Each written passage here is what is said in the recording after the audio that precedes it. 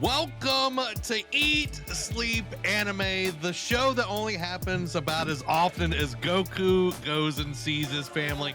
I am one of your hosts, Zach Dykes, joined along with the senpai that blows your mind, Derek Daniel. Derek, it is finally here. Eat, Sleep, Anime. What's up, my dude? Man, let's go. I am been stoked for this. It's finally happening. Finally, let's do bro. it. That intro, man, every time I see it, like it just gives me goosebumps because that is some of your best work to date, my friend. Thanks, man. I'm excited. This show has been a thing we've wanted for so long. Amy is like, it's for real. Let's go. Guys, it is such an honor to be here today. This is, like I said, we've talked about anime for so long after like Nerd Cave News. To finally have an actual show, I am so stoked for. And thank you to all of the awesome support over on patreon.com, to everybody that goes over there and supports us each and every month. It means a ton. The conductor, Daniel Sanford, Dan the man. Guys, all of this is so good. We got Martin Sager, Marilyn, and Brandon. Guys, thank y'all so much for being a part of this. B over there supporting as well. Guys, thank y'all so much for supporting us over on our patreon.com/nerdcave. This is the place, guys. We're going to be doing this show exclusively on Patreon live. So everybody that's supporting us over there will get to watch us do this live, which I'm really excited for. We're finally putting some hype over and some love over to the Patreon. So guys, thank y'all so much for the love and support. It is going to be a fantastic day, guys. We got a lot of cool stuff planned and ready for you. Dan saying, man, Zach coming in with the parenting criticisms. Well, it's it's true. True. It's true, y'all. Y'all know if y'all watched enough. Y'all watched enough anime, y'all know what I'm talking about. Right. Goes out for a milk and a pack of cigarettes and never comes back. When he's hungry enough, he comes back to Chi-Chi. I mean, that's true. And then every time she scolds about responsibility, he's like, oh, gotta go train. What's funny is one of the songs that is on our list, guys. We got a ton of anime music that we're going to be sharing with y'all today. Playlist that's going to hype y'all up whenever you're going about your day. But in the playlist, there's one called Level Up. And it's like, y'all criticize me for going to train, but if I didn't train, all of you would be dead. Also true. The ends justify the means. The ends justify the means. Well, Derek, I am excited to get into this show. Guys, again, thank you to all the people that have came and supported us on Patreon. Thank y'all all for being here for the live stream of this. And if you're watching this on the recorded version, which will be out on the YouTube a few weeks later, we're going to be going and doing more of this throughout the year, and I'm excited for it. But if you want to watch this live or get early access, you might not be able to make it to the live show.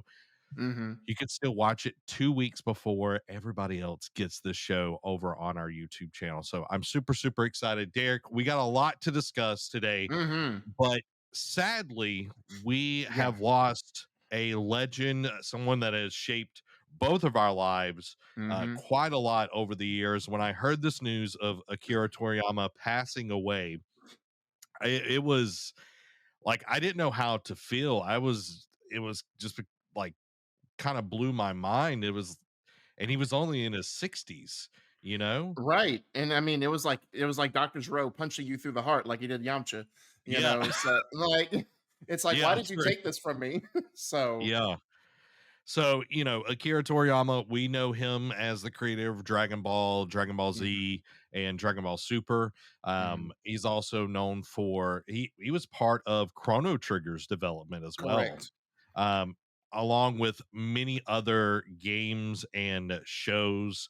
Um, yeah, Dragon just Quest, I want to say Dragon Quest was he was mhm, also involved in, and it's crazy because the influence he had not just in us as watchers, but other people like who inspired to create. Because I know the creator of Naruto and One Piece both said if it wasn't for Dragon Ball, we wouldn't have been inspired to do our own series. And you can see the influence because those are two of the more successful shows out there in the anime world. So and like so his reach has gone far and wide. And that's just like the big those are just two of like the bigger names out there. Who knows how many smaller people and smaller animes like the producers he influenced as well.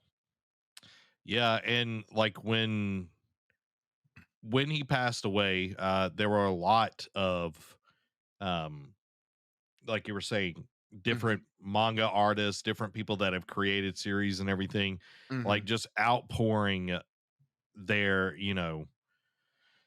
their love and support. I read several of them. It just, it was one of those moments. It just kind of struck. It was like Betty White. You never thought it would happen, but then when it happens, you're just like, why? Like, why did it have to happen Yeah, now? yeah, and it's crazy. Like I was talking with somebody the other day. Like the amount of anime, like literally Goku has been in the Macy's Day Parade for several Correct. months, and Toonami is hosting a Dragon Ball Z marathon in Hmm. honor of Akira Toriyama. Correct. And we're going to talk a lot about Dragon Ball Z this Yeah. episode. It wasn't necessarily the plan, um, when he passed away. It was already on the docket because Right. we're talking about like our formative years and everything, but it's just super sad. Yeah, it is. I mean, it's par for the course, I guess. Is like we draw inspiration, and then it's like, well, now we have now we can definitely draw inspiration. Like you said, it was already in the cards to do it. I guess it was just we had the foresight we didn't know we had when we were doing this. Yeah. It, so, it's just, I And like the, go ahead. And I was gonna say it's inspired. I don't know if they're manga artists or they're just people who are drawing, but a lot of them have done like manga panels. And one of Mm, them is when he gets to Snake Way, and you were the check-in yeah. station, and he gets there's and he says his name, and the guy just sitting there like with the mallet that confirms King Yama. recognizes King Yama just sits up there and tears up, and he's like, "You were the best of them." And then the other one is like people like they gathered the Dragon Balls to try and resurrect him, and the dragon's like, it's not within my power. Yeah. Yeah. So I saw both of those. The King Yama one, like I yeah, was sitting on the couch and I was literally, I didn't really know how to feel. yeah, It's not like we've watched all of his shows for so long, hmm, and it was just like, this is sad. Like it's so yeah, sad because I think he was 68, yes, something like that. hmm, And that is so young when yeah. you I'm really about to get say. down to it. I mean, it is up there in age, but yeah, like when you see most people like that, like average death is like 75 or up, and like yeah, it Yeah. is young. And like our thoughts and our prayers go out to his family, all the people Hmm. that have been um a part of it. All the people that have been affected by, Akira and everything. Hmm. Um it's just sad. Yeah. So rest in peace. So let's jump into what this episode's kind of like our background in anime, like our Hmm. favorites, kind of like introing everybody into like where we are with Yeah. our anime journey and everything. We want to hear your thoughts as well, where Right. you're at, where what you watched when you were younger. That's kind of where we're going to go, and then we're going to get into some interesting places within the Hmm. episode, which I'm really stoked for. Yeah. But let's start with, how did we get into anime and what were some of the influences that brought us there? Derek, I'm gonna let you roll right now. Let's Man, go. I appreciate it. So, Obviously, and I feel like we're both at the same answer. We both got started on Cartoon Network after school, where we came on, and then the show comes on that's about, like, it's a cartoon. It looks like cartoons, but it's action heavy, like they're martial arts fighting, and we're like, what is this? Then we see it's called Dragon Ball Z, and at the time it was the first show. Like, I didn't know what anime technically was. I just know it popped up on Cartoon Network after school, like around 4:30, 5 o'clock, and I was intrigued by it because it was so different than like Yes. any of the other, like Cow and Chicken, Courage the Cowardly Dog, Johnny Ed, Ed, and Bravo. Eddie. Yeah, all of that in that same world. This pops on, and I'm just like, man, this is like violent. This is like intriguing. It's Yeah. actually got like stakes, like high stakes involved in some of the arcs. Like, Mm-hmm. what is this? And I didn't. That was the first anime I didn't know was anime. And then, of course, other stuff came on. Like, I know that inspired like Toonami on Saturday and Sunday afternoons, mainly Saturdays, where it was just like, hey, you like this? Well, let's show you Yu Hakusho. Let's show you Cowboy Bebop. Let's show you Yes. Ruroni Kenshin. Yes. All of this, like the classics that we grew up with, and it's like this whole plethora. And of course, some of them we both grew up in strict households. So Yes. if it was a little too risque, my mom walked by. She's like, time to go to bed. Turn it off. Go to bed. And then Yeah. and Yeah. see, there was a certain point where I was a little rebel, and so we had like a pull-out couch. Mm. When our upstairs room was built, we had a pull-out couch, and my brother and I would sleep up there during the weekends. And I would leave the TV running. Well, and she would check on us. It's like, all right, you got church in the morning. Like, you need to go to bed. But then there'd be like, I'd see what was coming on, and I was like, all right, I know she won't let me watch this, and this. Let me try and stay up. So, of course, she knows we would let the TV run. That would help. That helped us sleep at the time. But I would Yeah. just mute the sound or turn the sound way down, and I would just basically or scoot up to the TV just so I could hear it without running I the love risk of it. getting caught. So like Gundam Wing, like all the stuff that she wouldn't approve of. Like, and of course, if it was a little too raunchy, I was like, all right, maybe I don't need to be watching this. So, Yeah. but but that launched Dragon Ball Z was my starting point from launch, and then again, I'm a born again anime fan. I kind of fell off because I got into like more um like live action TV and all Yeah. that. But then I had a boss when I was at my job at GameStop who raved about Attack on Titan. Like, Mm. talked Mm. about it daily. Like, every time we worked, she would bring it up.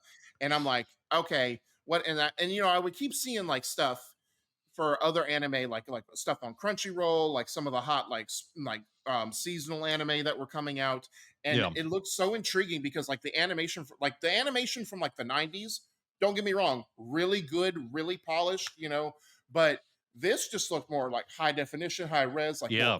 like the detail was just crazy on some of like the clips I would see for like advertisements on anime. So I'm just like, sure, why not? Let me take the plunge. Then I started Attack on Titan, and yeah, I never looked back. That's when I subscribed to Funimation, and now 100 plus anime later, I'm here. That started in 2019, so right before COVID hit. And then COVID, you just ate it up. You right? You ate well. If I say I, I only worked like less than 30 hours a week at GameStop, and like when I was not at work, I'd be home, and like I couldn't go anywhere at the time for like a whole month. So it's like, what else can I do? yeah, true, true. Dan says Toonami on Cartoon Network. Yeah, 100%. I feel like a lot of people, especially like here in America, that is how Hmm. they got started with anime and everything. Gundam Wing, that was one of the big ones Hmm. for sure for me. But Dragon Ball Z was definitely the first, one that kind of the foray. I remember so many times watching Dragon Ball Z, and they would get through the Saiyan arc. We would go into the Frieza arc, and then it would restart. And then Right. eventually we got, the Cell Saga, and it was Hmm. like, oh my God, the androids and all of this stuff. And it was Yeah. so good because we had watched all of that. But then you'd finish the Cell Saga and would go right back to the beginning and we'd do it again. Yep. And then I remember being in high school and the Boo Saga came out, and it was like, Right. oh my God, let's go. Super Hmm. Saiyan 3 happened. It was just like, Fusion. bonkers, So bonkers. Yeah, fusions, all of those things, and it was like, man, this is what I've been missing. And yeah. with all of that, playing like Budokai, all of those games, which I still say the storytelling in Budokai and the innovation in the first Hmm. one of the best fighting games, just because like the what if storylines were so funny and so Oh yeah. interesting. What if Cell absorbed Krillin instead of 18 and Android. all of that? Yeah.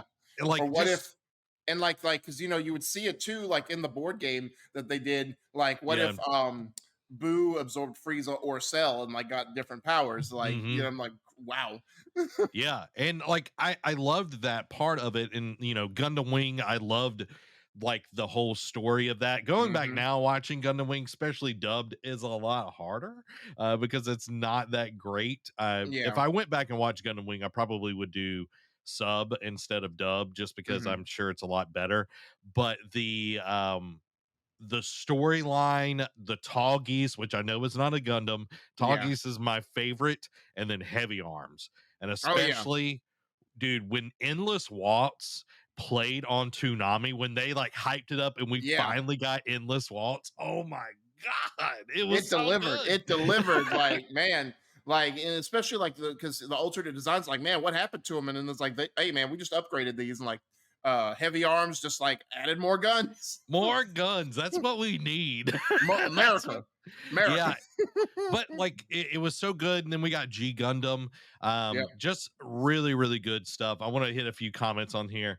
Dan says, I like the weird fusions between different characters like Yamcha and Tien, like the funny stuff, or like you would like do a fusion wrong, Oh or you would yeah. fuse with like Hercule or whatever, like Yeah.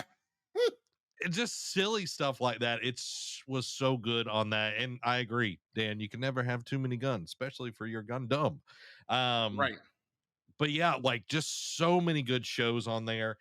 Dan says, but my first anime I watched, knowing it was an anime, was Tengen Toppa Gurren Lagann, which I've never Mhm. watched that one.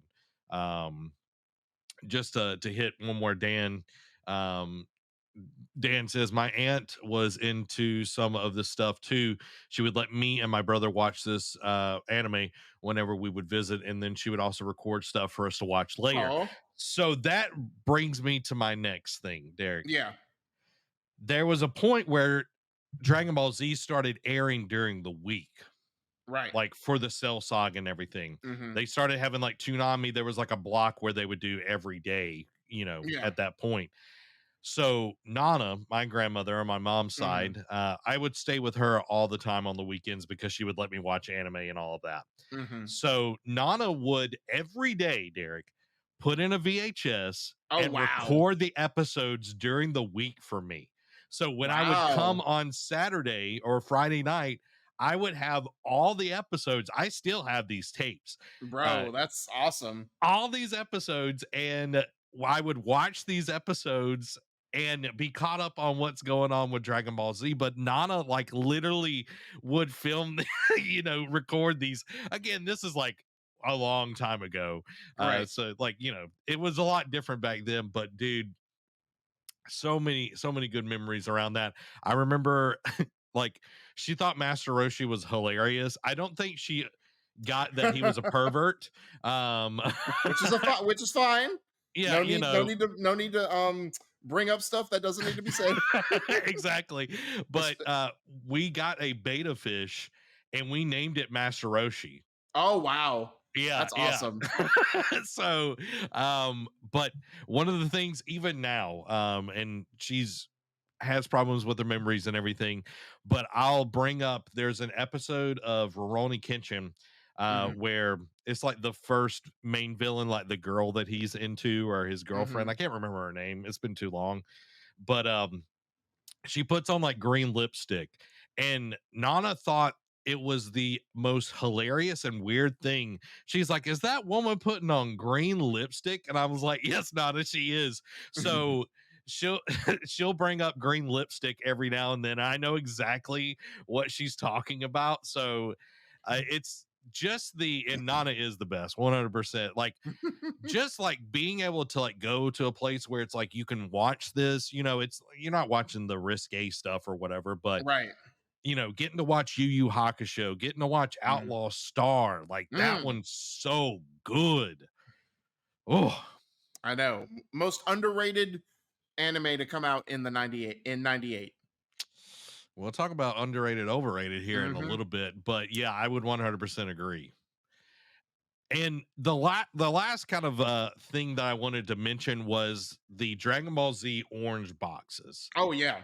where I you'd remember get seeing like those advertised. yeah, like you would get the DVDs, which I still have mine. They're in the living room right now, of the various like arcs or seasons essentially. Mhm. Um, and you look at it and there are a lot of guys on YouTube that, dive into like the quality of like the different Mhm. releases and all of that. And it gets really, really nerdy.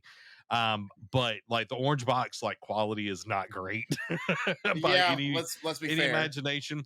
But you got to think about this was before streaming was a Oh thing. yeah. This was before where you could like get anime pretty easily. Oh This was yeah. back when you had to not talk about anime with people that didn't know what anime was. Like Right. anime was not cool back then. Like with the exception because I feel like a lot of the guys like especially that were ones that were into like fighting stuff like Yeah. watch Dragon Ball Z obviously, but Oh yeah. it still even wasn't like Dragon Ball Z. I feel like was the most mainstream non-mainstream anime, like if that makes sense. Yeah. It was mainstream for a lot of people, like it was a lot of people's starter anime, but again like you said, like we couldn't talk about it because it's like yeah, a bunch of nerds, like Yeah. Yeah. what is this devil talk you speaking of? Yeah. um but it was, but it was still something like you had to be hushed about. But everyone knew it's like you brought up Dragon Ball Z. It's like, oh yeah, yeah, yeah, Yeah, exactly. Well, and this just popped in my head. Pokemon. Pokemon, I yeah, watched Pokemon before I watched Dragon Ball Z yeah. just because of the game and everything, playing the Game Boy games and all of that. But I didn't watch a ton of the animated show. It would Mm-mm. every now and then. My mom hated Pokemon, thought it was of the devil. What didn't she think was of the I devil? mean, obviously. You know what I mean? But I remember going to watch the first movie in theaters. Mm, And like it was such a great movie. Like the whole right. like It was a Pik tearjerker. yeah, Pikachu sacrificing like he's like Pikachu, trying to Yeah, bring back Ash and all of that. Like, yeah. oh, so good. But yeah, that's kind of our background with anime and everything. Like recently, kind of like Derek starting to watch more. Derek definitely watches a lot more than I do. I'm kind of like the old head here. you know, I'm like the old head. I'm like back in my day. You know what I mean? So but Derek, I want to ask you, what are some of your favorite shows that you've watched? Anime, all of that kind of stuff. Let me know. What were your favorite So shows? obviously, like I alluded to it earlier, my favorite show of all time. Like I'm actually rewatching it. The final episode dropped in English dub last month, and I'm finally gotten time to sit there and like I'm rewatching Attack on Titan from the beginning. Like I'm about to Okay. finish season one today after the show ends. About to finish season one, just rewatching it from the beginning, and then because the last two they just kind of like it wasn't enough to make into a whole season, so they just made it into like two movies type Mm, deal. So I've watched movie one, but now I got to watch movie two. But I'm gonna just rewatch it, just enjoying it. Like Attack on Titan, like yes, it does start off. It is mature. Let's just put that out there. It is yeah. mature. It is like blood and gore type deal. But once you get into it and you get into because like there's like I always like mind stimulation stuff, like where it gets you thinking, like and then paying attention. And it's like that's what Gundam Wing did. You mentioned Gundam Wing. I watched that too, and it was just like the mature, like talking about government, like policies, like how they handle the stuff with the people. Like that's always kind of intrigued Yeah. me. And like this, like Attack on Titan brings that into it as well. It's like, hey, who is the real enemy here, like what's really Mm, going on. Like we don't know as much as like like pretty much revisionist history. Like, oh, this is what you're going to be taught to know, but then this is what you actually should know. But we're going to keep this from you because we don't yeah, want you, like yeah. we want you to be dumb cattle left, just to left to be ignorant out in the world. And just like the intrigue, like the like, oh my, season three, like season one, like just rewatching, like knowing what I know to this point is just like, okay, this is where they start. Like now that you know, it's like, because when you're first watching it, you're like, huh, this is weird dialogue. This is a weird scenario. Like, Yeah. how did they think of this? And now knowing what they now and then rewatching, it's like, oh, this is why it's good. Yeah. Yeah. So it's like the plot intrigue, the plot twists. Like it's really like, and I know you're watching it. We'll get into it here in just a minute, or later, I guess. But Jujutsu Kaisen, because I know you Mhm. started it. Like Yep.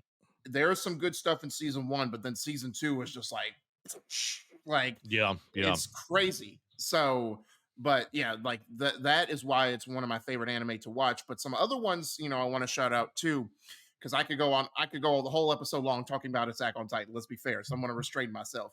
Um, Obviously, um one of the other, like something that still holds true, I love to watch, like I got a bunch of the cards growing up. Yu-Gi-Oh is probably one of my Mhm. favorite, like Pokemon. Like I know they did a card game. I'm more of like the video game aspect of it, Yep. because the card game I like to collect, never understood the game, how to play it. Yu-Gi-Oh though is like, everyone, I know everyone, there's plenty of people that bash on it, but man, like just like the strategy involved with Yu-Gi-Oh, like don't get me wrong, season one of Yu-Gi-Oh has so much plot armor that you're just like, what is going on?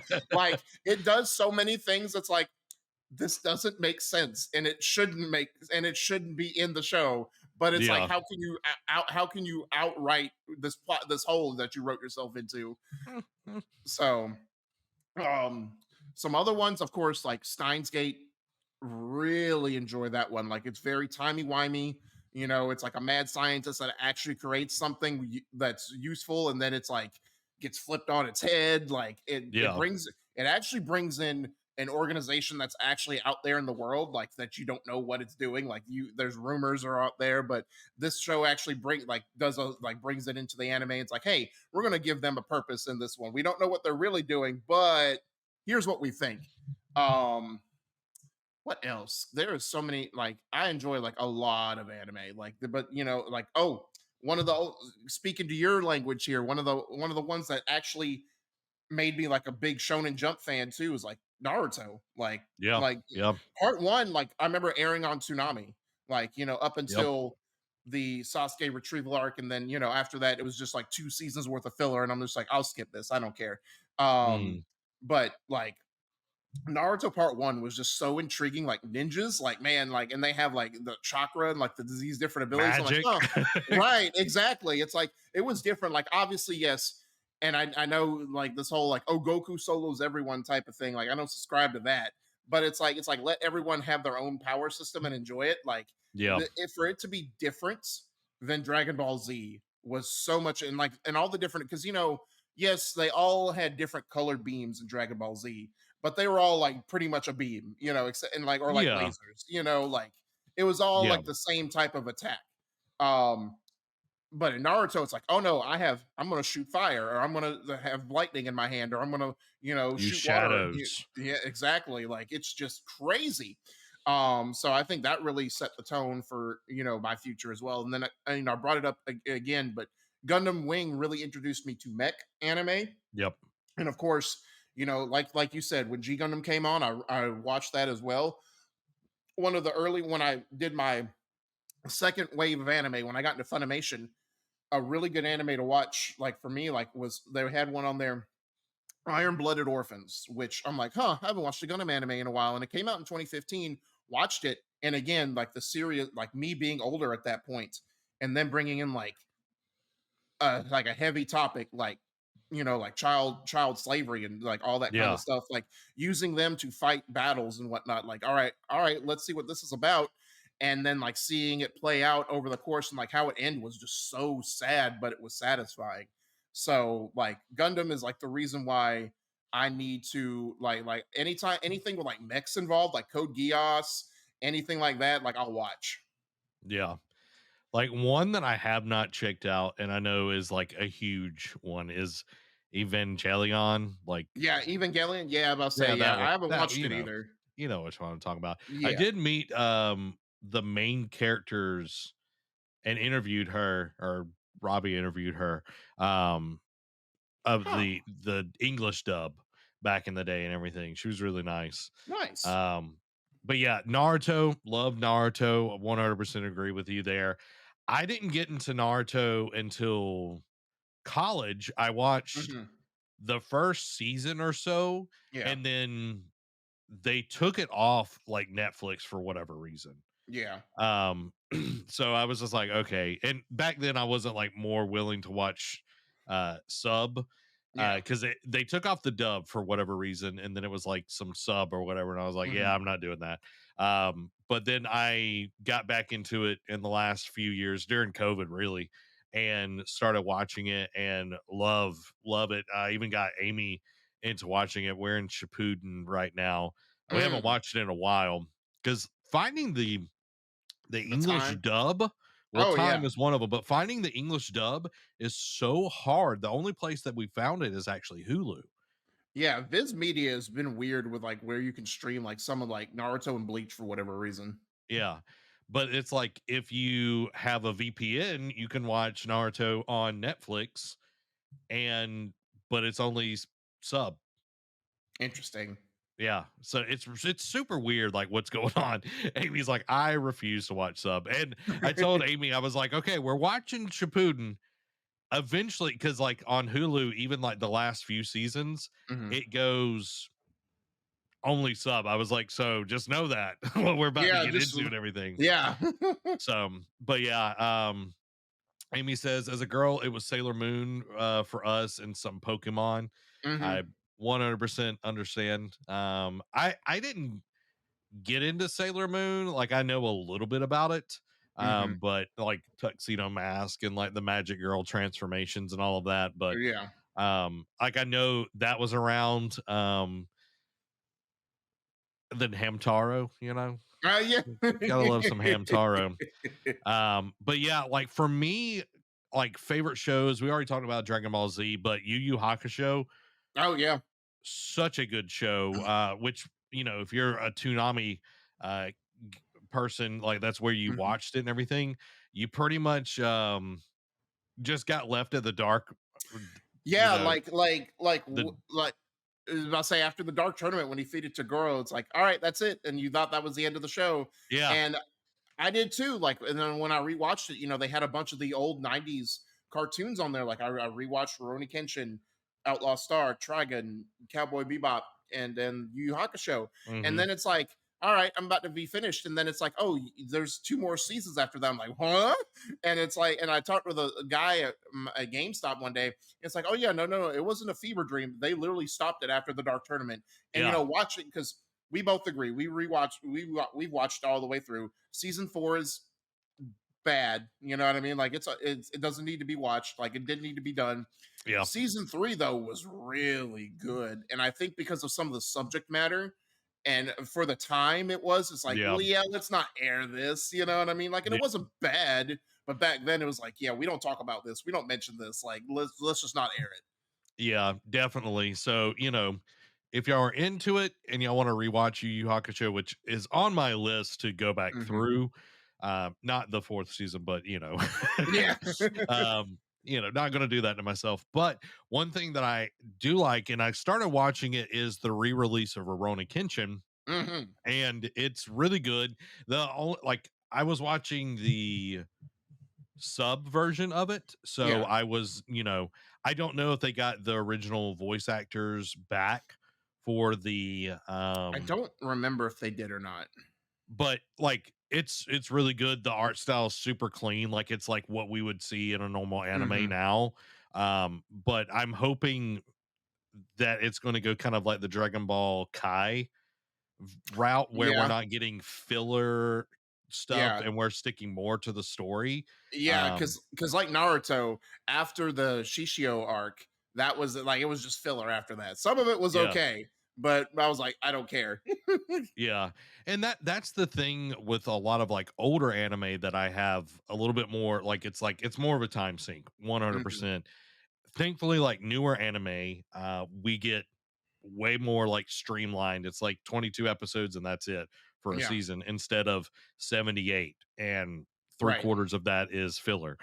you Yeah. know, and I understand that it was like a different time, like they had to meet a quota essentially. Oh So it's like, yeah. all right, we're gonna just fill in. And some of the filler stuff from Naruto is actually pretty good. Unlike Dragon Ball Z, where most of it is just yelling. You Yeah. know. um I'm glad my Hamtaro comment is bringing up a lot of people. um Dan liked it as well. Um but yeah, for me, like some of the more recent stuff that I really, really like dug. Um, of course, My Hero Academia, we can get more into Oh yeah. that later. But I really, really enjoy Spy Family. I think it is Hmm. such a good show. I'm going through season 2 right now with Amy. Ooh. So really enjoying it. And then Ranking of Kings. Hmm. Oh my gosh. Ranking of Kings is such a good show. I know I like beat my drum on different streams about this when I was going through the first season, but it is so good. And then for them to release episodes after the first season when they didn't have to, it's not the Hmm. second season, but they're releasing episodes where they're filling in parts of the story that we didn't get. And Oh. it's like, okay, it fills in a lot of stuff, but like even watching like the regular season, it's like you get answers to a lot of things, but these are even further. So really, really good. And the Mhm. acting is amazing. The animation is really different compared to a lot of animes that I'm usually into, Right. but so, so good. And my boy, Chris Sabat, Yeah. is in here as well. And I What isn't really he in at this point? exactly. Like you look at it and it's like you start seeing a lot of names like repeat over and Oh over and yeah. over in those. But yeah, those are some of my favorite in G Gundam. I feel like G Gundam does not get enough love in the True. Gundam series. I know it's kind of weird as a Yeah. show. Like I started rewatching it and it's like I think if I went and watched the sub version, it might be a little bit better. Cause again, the translations back then, it wasn't like Oh yeah. localizations. It was just pretty much just, all right, we're just translating it and you're going to read this script, Yeah. and it wasn't like localizing it to like actual America. So it's like, you're not getting the best, it's like, what's Yeah. going on here? Like people like it was newer and it's like, oh, people like this anime stuff, let's do more. And well, and plus it's like Yu-Gi-Oh is especially bad. Like 4 kids, man, 4 kids should never have gotten into anime script translations because they do Yeah. so.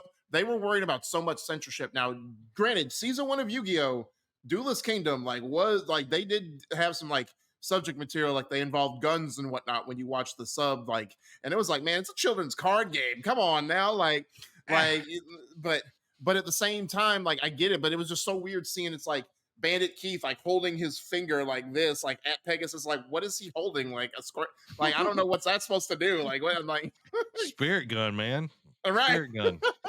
but and then Um, like 4 kids with what was the other one I was going with? Oh, it left my train of thought. But yeah, 4 kids like just like junk translations, and it was just like why, like they Americanized a lot of stuff. Oh, One yeah. Piece, like that's why One Piece just aired exclusively on Funimation, because they janked up One Piece so much. Like granted, the opening, like the rap version, like that was it was a good song, but looking at it now I'm like, this is trash. uh, Dan was saying after it got weird. Yu-Gi-Oh got weird after GX.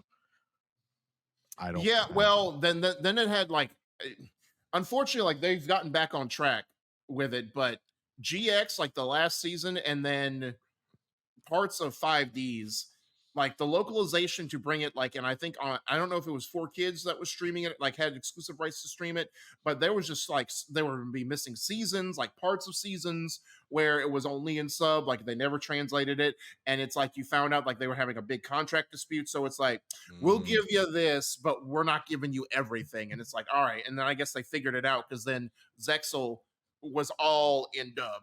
Like they did all sub and dubs, but mm, so mm. I don't know. Yu-Gi-Oh has been a weird trek throughout the years.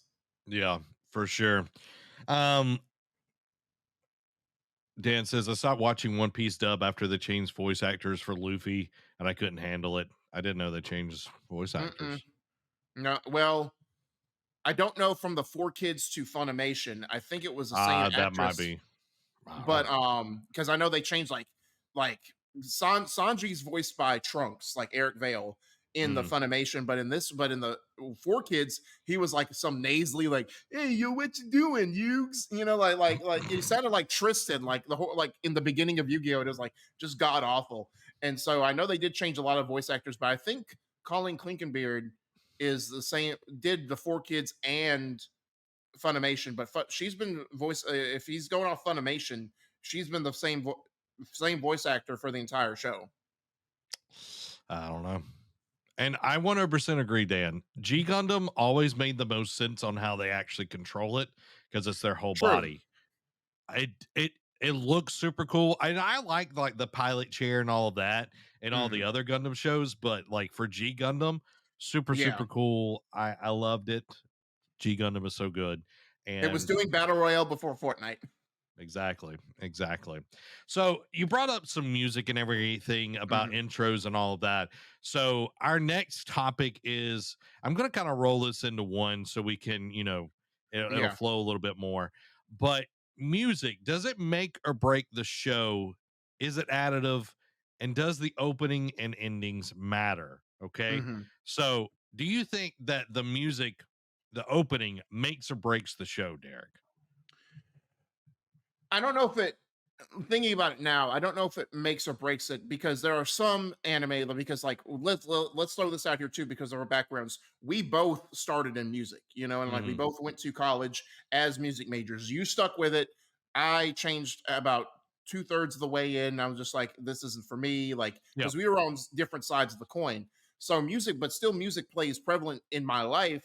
And like Mm-hmm. this music, like I always jump back and forth between different genres, but then when I started watching anime and paying attention to the opening themes and ending themes, like the all the different types of music, the orchestras, like Attack on Titan includes some opera stuff. Like it Mm-hmm. just has resonated, like it struck a chord with me, like music wise, and it's like ear stimulation. I'm just like, okay, I think I found my people, like my tribe, like Yeah, this yeah. anime music. I literally have on my phone anime music or and it's just like all the opening and ending themes like that I could find on there. Like it's like days worth of music on there. Um from all the different anime I watch. But I do think like the biggest thing is it does set the tone. Now, it does have a tendency, like a lot of openings and endings, well, not endings so much, but openings can spoil some things. Like a lot of Yes, it's meant to yes. like set the tone for what to expect over the course of the season or this Mhm, arc. But some of it ends up spoiling some stuff. And it's just like there's one in particular, All Noah Zero. Like there's a thing that happens at the end of season one that you're just like, all right, what's the fate of this character? And then I always like to watch the opening like right before I start watching it, like the new part of it, just to like get myself, like all right, yeah. what's this music going to be? And then I made this thing of clicking on the actual video, and it shows right from the get go. It's like it answers it. I'm like, man, I wish I hadn't saw that now because now I have this spoiled for me right before I watch the second season. So it's gotten better with some stuff. I feel like depending on what anime you watch, but it does like have a tendency to ruin some things. But Yep.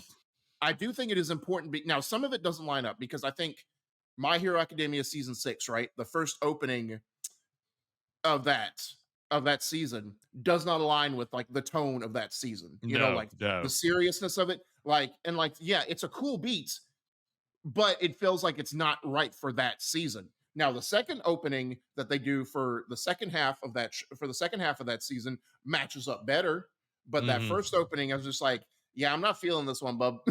Yeah. Yeah. Amy says intros and outros are so unhinged with anime sometimes, but when it hits, it helps out a lot. Oh And yeah, I agree 100% because like there's sometimes I'm like, I don't know what's going on here. And to your point, like Naruto, like you pretty much watch the intro to an arc, you know exactly what's going to happen. yeah, You know, and like yeah. there's some things that might mislead or whatever, but there's definitely like tropes Oh yeah. within the intros and all of that. But um from Sylvanas actually did a video. But sorry not to cut you off, but he actually did a video and it's literally titled "When the Anime Opening Spoils the Entire Show for You." And he's just like, he just sits there, watch the openings, like, man, that had everything. It was better than Attack on Titan. And like he's sitting there like shedding a tear. But one thing I wanted to say on the endings, like there are some endings that are good. Don't get me wrong, yep, but yep, endings most of the time, like there's two things with endings. Endings can like kind of feel all the same, like the same vibe, the same yep, genre a lot of the time, just like that. So, but then there's some like you'll watch this anime, it's something, man, just something serious happen and like some like big jaw dropping moment, and then it cuts to this like lighthearted, like bonkers ending, and it's just like, yeah. yeah, I don't feel like you ain't matching this one, bub. Yeah, yeah, definitely. The Three Tails arc, I feel Yeah. like has like a weird ending to it. Um from Naruto. But yeah, like it like somebody just died and then it's like they're dancing like in the Yeah. outro, and it's like they did. They did.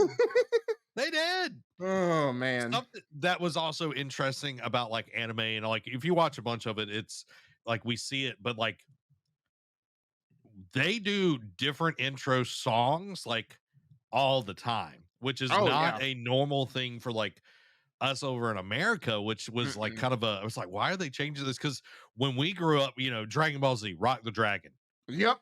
that was the intro. And I love that intro. Like I like that one way more than like Hmm. the one that we got, you know, with regular Dragon Ball Z and everything. Like Yeah. Rock the Dragon. Psh, Dragon Ball Yeah. Z. It's so good. It's so good. Like I watched, because you know when I was rewatching Dragon Ball Z on Funimation, like I was prepared because I'm like, all right, let me see this, because I remember like, and I knew it was kind of Americanized at the time, but I still wanted to watch him. Like, all right, that's cool. And then I played. I'm like, why isn't Rock the Dragon playing? Like, what is this? Yeah, yeah. Well, and it's a it's like a rights thing and all of that. Oh So, yeah, but you know, it's like no, if I'm watching Dragon Ball Z, I want the intro that I know. But right. Amy's like the characters are all dancing and I'm over here just watching a character I love die. It's like why? Dan chimes in. He said, "Dude, sometimes I don't skip the intro or outro because I like the music they use. Like Hmm. Mashley is probably my favorite for this season. Oh I yeah, think I said that. that's the, yeah, Mashley, yeah, Magic and Muscles is like, I need to watch that too. Um, but yeah, I know like when that, because the second season started like I think in January, man, Mm, when that opening dropped, like everyone was making TikToks and videos like that because it was so catchy. Like, yeah, and don't get me wrong, the song is good. Like, would I like actively like dance to it? Probably not, like by myself, but I mean, it's got that catchy vibe that's like if a group of us got together, it's like, yeah, let's do this. Derek, would you dance with me to a anime intro? Oh, for sure, Okay, cool, as cool, long cool, as you cool. pick the right one. Always, always. So, my question, Derek, what Mhm. is your favorite of the intros or outros? I've got a few picked out. We want to know yours as well. Derek, hit me with a favorite intro of yours. Well, off the top is, oh, see, the first opening to season 4 of My Hero Academia. Like, um, oh, like, let me see. I want to do this right. Hold on. Let me see. Let me get the name. It's I know Blue Encount. No, Polaris. It's Polaris by Blue Encount. That opening, like, especially after knowing like how that first part of the season plays out, like Hmm. that, talking about setting the tone, like it sets the tone, man. Like that was like that's arguably my favorite opening for My Hero so far. Okay, okay. I like it. I like it. Another one. Oh, so I didn't know if we were doing a back and forth or Yeah, we sorry. go back and forth, bro. One of mine is I think this is everybody that watched Naruto. The arc absolutely sucks. It is the worst arc in Shippuden. All right. Yeah. But the Three Tails arc, Bluebird, like the Yes. only reason you watch Naruto, that arc is for Bluebird. That is the Mhm. only reason. You Like know, I do where's what like is home? Like that little yeah. kid that's super annoying. And like that is arguably like because I personally like out of Shippuden, the like one of the war art like toward the end, like it's it's by Kanabun, but it's gosh, why am I so bad with music names? Hold on, I let me see. They're Well, not bringing the thunder. Come on, bro. I know. Oh, He's shoot. playing a Okay. Zach. He's resting on his laurels, y'all. He's resting on his Listen, laurels. Silhouette. Silhouette by Okay. Boon. Like that's like it's during it's during the Great Ninja War, and like that just sets the tone. But I mean, Bluebird is arguably the most iconic Shippuden Yep. opening there, other than uh the one where Jiraiya goes to the Hidden Rain village.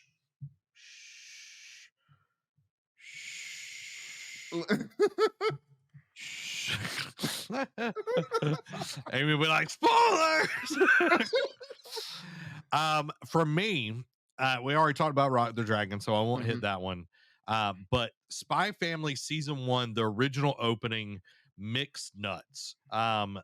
Both versions, both the English and the Japanese original versions, are really, really good.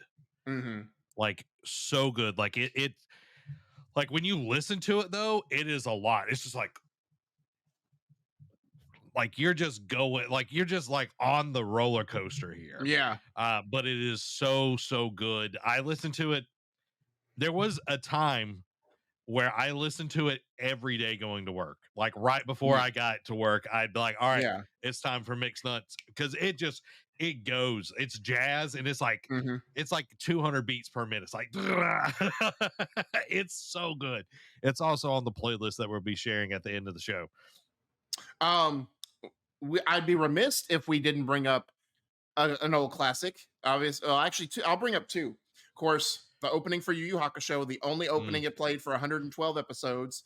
Smile Bomb by like that's just iconic. Like they only play it like in the English dub. They only played it in American version. That's like I couldn't find one on iTunes to get, but I know that's probably out there. But I did find the English version on our playlist ad, so that way you can enjoy the English version if you grew up on it. The other one is the opening to Cowboy Bebop. Tank. Oh my gosh, Tank. iconic, iconic. Like Yes. like you would almost argue because the music for like the opening and ending for both Cowboy Bebop just slapped because like Yes. the real folk blues like I'm sure there are debates out there where people are like, oh, the ending's better or like the opening's better. Like both of the opening and ending theme are iconic for Cowboy Bebop. 100%. Like Cowboy Bebop, I think like it's a great show. Don't Hmm. get me wrong. Don't get me twisted on that. But Tank, I feel like sets up Cowboy Bebop to where it is. Oh, All for right. sure. Like without Tank, if there was a different song, it wouldn't be as iconic, I think. I would agree. So yeah, I would 100% agree on Tank. It's so good. It's so good. Um, Another one, actually, there's one individual like I'm going to talk about it later. Golden Kamuy opening season 2 opening Rhyme. That just like it like when you watch another thing we can get into in just a second here, like watching the opening, like the animation, like what they choose to do it, like just what they introduce. Like I know I touched on it Hmm. can spoil some of it, but like it like when you watch the opening like animation, Yeah. it kind of doesn't really match in some aspects, but like the Hmm. song just slaps. Like Hmm. there was a like when I watched that show and I got to season 2, there was a good like month where I would just listen to that on the car rides to work like all the time. Like it just hit for me. And then a show like so I know it's only 2 seasons in, and I know you haven't got. We'll get. I want to get to Jujutsu Kaisen talk here, Yep. at Yep. some point, but I don't know where you are. But both seasons, like they have 2 openings each, and like the endings, good and some not, but the openings, every one of those have not, for me, have not missed. Like all the music for Jujutsu Kaisen openings have been slappers in some aspects. I'm like, bro, how do they do it? I'm gonna be honest, Derek. I'm Hmm. gonna be honest. Majority of the time, I Yeah, skip the intro. Like, unless, like, I have not even listened to all of the intro for Jujutsu Kaisen. Like, I just hit skip. I'm like, let's get to the story. Let's go. Let's do this thing. I can respect that, but also you need more training. Like, don't you disrespect? Like, opening two for season one, like you like. I know there are some people like, oh, the first opening's better than opening two. I'm like, for me, opening two is better than opening one in season one. But yes, like you need to at least watch them all the way through. It is like really good. So like all the music is hit for me, especially opening two for season two. That's like what I just said for Golden Kamuy is what Yeah. I'm doing now. Like so far, every car ride to work since I've watched season two, I've been playing that like several times over. Apparently, it is "You Are My Special" or "Ao Well, it's no just called Specials Sumika." by like well, it's well, I don't know why they did that because it's King New GNU Yeah, and it's specials. Specials with a Z. Yeah. So yeah. So there you go. I had to be honest because most of the time I skip the intros unless it's like Spy Family season one, Yeah. uh, song one would not skip Mhm. Mixed Nuts. Uh, Rock the Dragon won't skip that. Bluebird I won't skip it. But most of the time Yeah. skipping it. If I find out you skip Specials without listening it all the way through once, I will come down there and I will hunt you down. Ah, guys, let us know.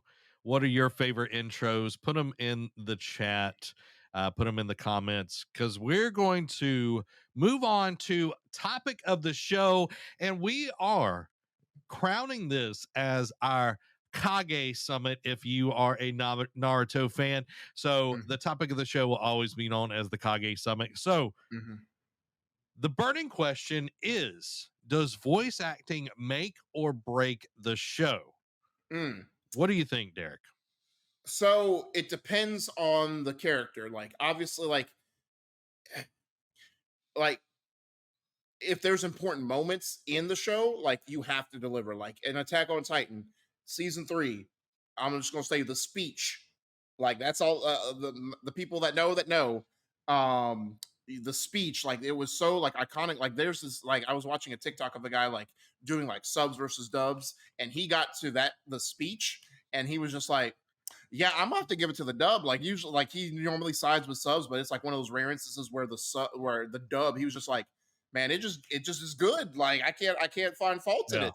And I do think during it depend, and it also depends on the show and the Mhm. message that they're trying to send. Like if it, like a lot of the time, like a lot of the messages, like some of it, if it's like one of those happy-go-lucky shows that's like not a lot of serious stuff happens, you can gloss over a lot of the voice acting. But Yeah. when it touches on like either a deep subject, like a serious situation, or like a big theme that they're trying to portray, it does matter how it's delivered. Now, yes, there are some great Japanese voice actors out there, that can't miss. Like I know the sub, I don't remember his name, the sub voice actor for Aizen, the main villain in Bleach. He is just like he's got that low tone that just hits. But then it's like Ervin Smith in Attack on Titan, my boy J. Michael Tatum, who we met at or Johann Sebastian Bach, as you like to dub him, um, who we met at Pensacon last year. He is my favorite all-time voice actor. He is very Shakespearean when it comes to some of his role portrayals, like how he Mhm. delivers his lines, and it just resonates with me. So anytime I watch it with him, I'm like, all right, let me see how he plays this character. And of course, it also depends on what the character is. Like if it's a side character, you don't a lot of the side characters you don't care how their actors are, but it's like the core Yeah. cast, like it does matter. And I don't know, like, does it make or break the show? I think the most important thing is like those iconic moments or like those big deliveries, I think is when it matters the most. Yeah. Aizen is Sho Hayama. I guess that's how you would say his name. Okay. And then English is Kyle Herbert. A Bear. That too. And that's if that name sounds familiar, he's the voice of Gohan like teen Gohan or adult Gohan from Dragon Ball Z, and Kiba from Naruto. Yep. Yep.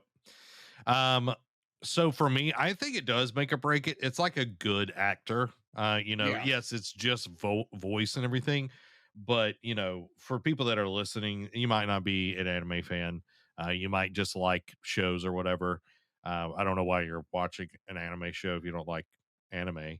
To be honest, but Uh-oh. yeah, it'll be all right. We'll fix it in post. Okay. Um, Okay. but like, imagine if Batman the Animated Series, we didn't have the Kevin two, Conroy. yeah, Kevin Conroy and Mark Hamill as the Joker and Hmm. Batman. Like, how different that show would have been. Tim Curry is a great actor. He was Hmm. going to be the Joker before Mark Hamill, and Huh. something happened, and he came Said in. deuces. Yeah. So, just imagine that. But with, anime, I think it makes or break it. I listen to a lot of audiobooks as well. If the narrator's not good, I'm not listening to it. Yeah. Um, like the beginning of My Hero Academia, I was like, this dude is so whiny. And I know that was kind of Yeah. like the point and everything, but like Deku grew and all of that. But like, what if Chris Sabat wasn't all that he is? Or what Oh if yeah.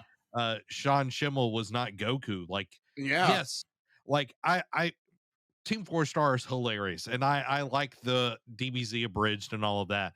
But it's like when you really get down to it, it's like Sean Schimmel is Goku. He's also King Kai, which I really Right. really love. But I do think it makes or breaks it. And I know for me, like I remember watching Death Note, Hmm. and I watched it in sub actually, Hmm. and I was like, I just want to see what the dub is like. And I Yeah. switched over, and there was so much stuff that was missing from that Okay. dub because again, it was an older dub. Like Right. it is an older show and everything.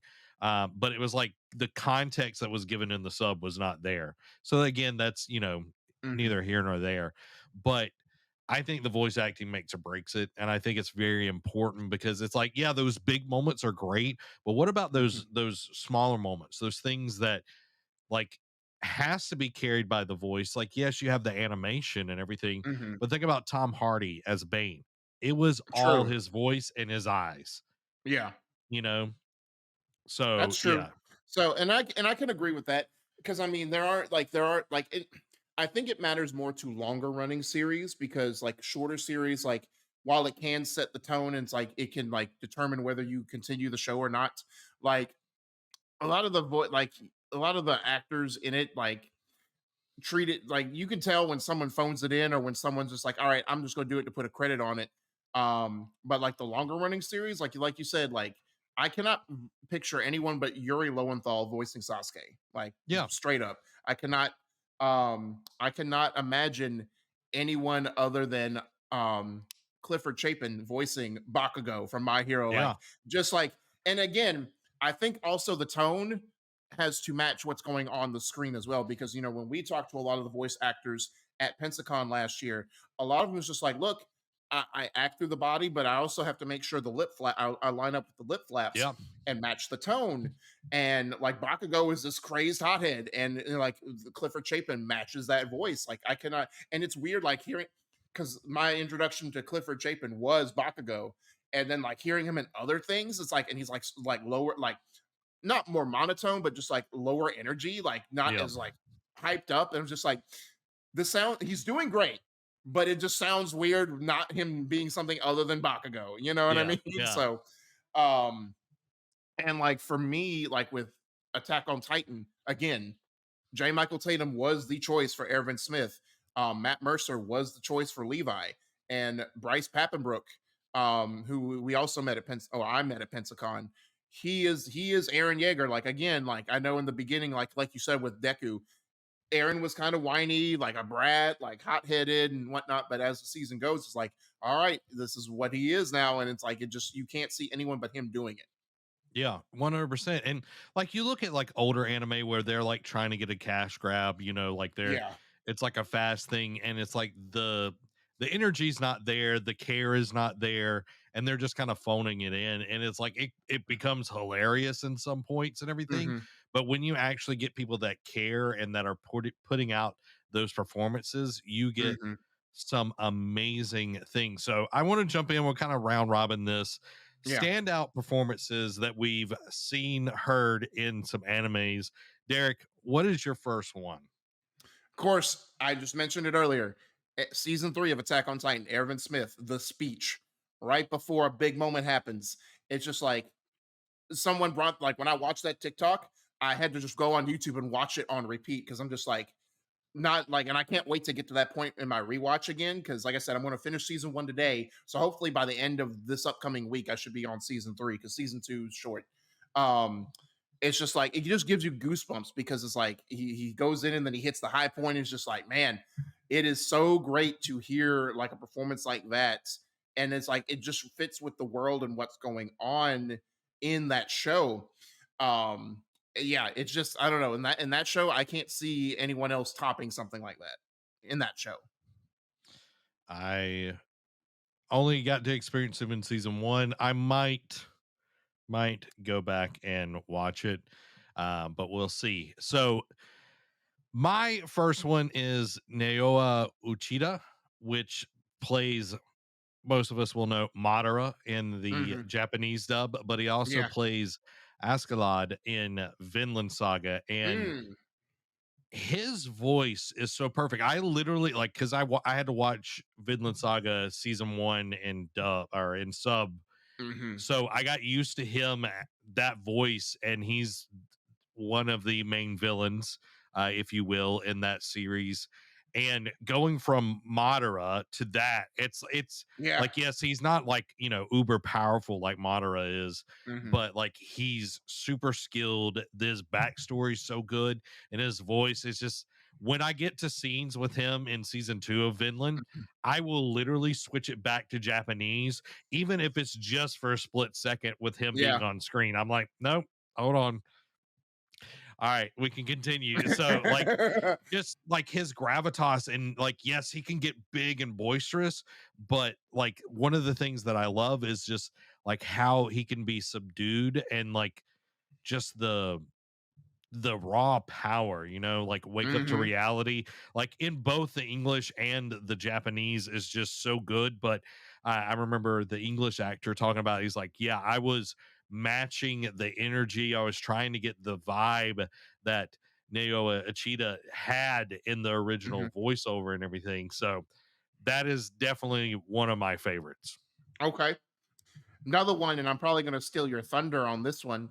But in My Hero Academia season, well, there's actually several moments in My Hero, but one of the ones that stands out to me was in season 3 after the Bakugo retrieval mission, and then like All Might has this big fight with one of the main villains, and he gives it his all. He puts him Yep. down, like he not down, but like out of commission, and he just looks at Midoriya and he's like, "You're next now. Like you are taking up the mantle." And it's like, oh, chills. And then like Yep. Bakugo start. It's always great. Like Bakugo is such a great like rival character because he's not just like an idiot. Like Yeah. he's smart. Like you start to see like he just comes off as a loudmouth hothead in the beginning, but then you start to see him use his brain, and then like he just starts piecing together. It's like he's talking to Midoriya, and it's like, Hmm. oh, okay. And he's like, all right, what's this about? Like All Might's my favorite hero too. Why is he choosing you over me? Yeah, yeah, and exactly, because at that point, but Doria has done like really good stuff. Like Hmm. he's, skilled and talented, but he's not anywhere near where All Might. Bakugo? No. Oh no, Bakugo. Yeah, Yeah, Bakugo. Sorry, my brain went for a second there. He's nowhere near on the level that Bakugo is at that point. yeah. So it's like, why would All Might choose him? Why is he talking to him? And then that piecing together and everything. Um, Dan says, talking about Bakugo, he is a genius who sounds like an idiot. Exactly. Like you Correct, get into like the class A versus class B stuff, and it's like, oh, this dude's just a hothead. He's just yelling all the time, but he comes bruh. up with like this genius plan, And Yeah. like they're like, "What? How did what?" It's like, yeah. Well, and not it's not even that. It's like he comes up with this genius plan, but he makes it sound like such like Neanderthalish. He's Yeah, like, yeah. "Hey, just protect me," and it's like, "And I'll win it. I'll get us to win." And then he's like dissecting the Class B team that he's going off. I'm like, "Oh, okay, Yeah. you actually do." Oh, yeah, I would definitely say Chris Abbott as well. Like you see Mhm. my list. Derek's still in my thunder over here, guys. Uh but yeah, Chris Abbott is All Might. United States of Smash, like that whole moment, like Mhm. him talking to his mentor, like all of that is so good. The Nomu fight in season one, Mhm. like his delivery as he's like, giving it his all, like he's hurt and everything, and he's like, oh, so good. And then that moment in season six where Mhm. he's at the statue Yep. when he's at the statue, and I'm not going to spoil it for anyone that has not Mhm. watched season six of My Hero, but that moment where he's talking to this character, if y'all know, Mhm. that exchange, so good, Mhm. so good. So yeah, like Chris is in a ton of stuff, but like his All Might performance, I feel like a lot of things it's just like, okay, this is Chris doing Chris, you know what I Mhm. mean? And I Yeah. feel like his Vegeta work is really good, but like I feel like Oh yeah. Piccolo kind of phones it in at times because it's just like, Yeah. all right, Well, after the Namek saga, definitely. yeah, and like his work because he's in Ranking of Kings, like it's Mhm. you can tell that it's him, but it's like this more like, oh, like it's like that Yeah. kind of like vibe and energy to him, so Mhm. it's like a different thing, which I like because again we get a lot of him just like, oh, I'm powerful and all that, and Yeah. I love him as Vegeta, but yeah, definitely All Might, like him being the hero, which is I feel like is different because he's always kind of Yeah. in the shadow of Goku, either with Vegeta or Piccolo, and like seeing Mhm. him as the big, the number one, is really, really good. Another one for me also involves J. Michael Tatum in Steins Gate. He is the Mm, voice of the main character. Like he does a lot of like important side characters, but he doesn't do like main characters all that often. But when he does, like the one he did that watched, real like is pretty much the one that got me invested in him as an actor. Like Science Gate, like yes, he's this goofy mad scientist in the beginning, but like I said, when he actually creates an invention that actually is beneficial and works properly, and then all of a sudden this organization comes in, it's like, all right, we're taking this, and then like how they do the steps to undo all of this, because mm, like I said, it's a timey-wimey, it's a time travel type of deal.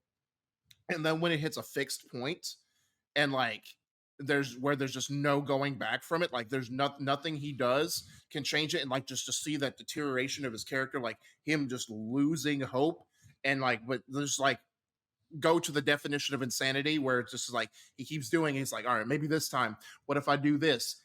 Maybe if I do this, or like maybe if I just change this, and to see the same results still happen and just wear him down to the point he just becomes like a husk.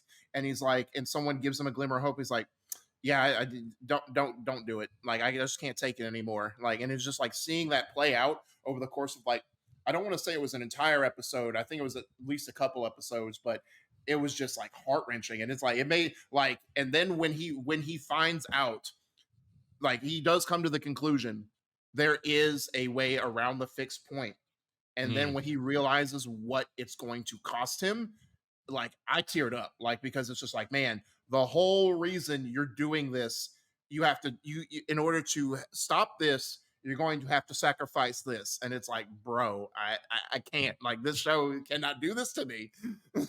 mhm. Yeah, like I think that's one thing about like good storytelling and Hmm. good acting. It goes back to the point of the whole Kage summit is like voice acting does make a difference. Like the Yeah. writing could be there, but like if the writing's bad, you can have a great actor that still can deliver stuff. But if the Hmm. writing and the acting's bad, then you get like some prequel series like acting, of Yeah. Star Wars and all of that. My next one is I think his name is pronounced Sietz. I don't know, Patrick Sietz. Patrick Seitz. Sites. Sites. Sites. Yeah. His voice acting in My Hero Oh Academia as yes. Endeavor. Oh my god, Woo! especially that big fight. Y'all know what I'm At the talking about? you talking about the end of season 4? Yes, Or yes. yes. Yeah. Mm-hmm. Like, Yep. oh my gosh. Like putting it all on the line and like that whole season 4 with him and Hawks, is that right? Hawks? Yeah, Hawks. Yeah. Like that whole like story arc and everything, so good. And like his Oh, range from like and then like the mm, follow-up in season 5, like the second half when like Midoriya, like where they're doing like internships, and yes. like Hawks just sees him, like Hawks is on a mission. He can't say what it is, but he's on a mission, and he like leaves like a breadcrumb trail for Endeavor to figure out. And like again, it's like you just think like Endeavor and Bakugo are just meatheads, and then they Yep. have that one instance of them actually using their brain, and you're like, wow, Yes. it just Yes. unlocks a whole new level. Like, don't get me wrong, Endeavor as a character, you can either love him or hate him, Yep. but he has his moments. Yeah. And I think that's one like me and Amy were talking about this. Is like with anime, like you will either have like a villain that you hate, or you'll have a hero that you like and then you learn more and you're like, oh god, this dude sucks. Yes. It's kind of like this weird thing. Hmm. But Endeavor, it's like the more you learn, it's like, oh my gosh, this dude is horrible, Yeah. but he's like a really powerful hero and like he saves people. But like the character development for him is so good. And again, the performance is Hmm. fantastic. Yes. But like they picked a like, and he has like, it's crazy because Patrick Seitz is a tall guy, but he has such a deep voice, and it's like again, it's one of those like you just instantly recognize like in a bunch of different things, and it's like, okay, now it's about to get a Yep. whole lot better. Yep. Exactly. um, my next one is also like we love villain character development. Yes, agreed. Um, my next one is also for My Hero, but it's season 2, the post Stain fight, because it's Robert McCullum. He voices Rhina in Attack on Titan, and I'm trying to think if there's anything that you would know him from. I don't think there's anything that you've watched that he would also be recognized in, because he does a lot of voice acting as well. But that, as he's getting arrested and taken to jail, like that speech he delivers on camera about how All Might is the only worthy Yes. hero, and like Yes. everyone else is pretender, and that gives, because at that point the League of Villains, other than Shigaraki, is a joke. Like he Yes. has no one. Yes.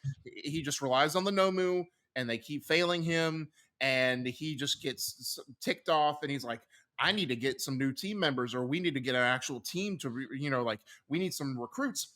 And Stain does it for him, because Mm, that's broadcast countrywide, nationwide, and you see that, and all of a sudden they come into the droves, and it's like, all right, and then you get some serious contenders for the League of Villains, and that sets up the mhm. whole series of events in the later seasons. But it's like that speech right there, because I mean, like you're sitting there like terrified because of like his demeanor, like because it just shows up like that, his big, like it's like it cuts to the animation where his face just gets big, and it's like very intimidating, and everyone's just like,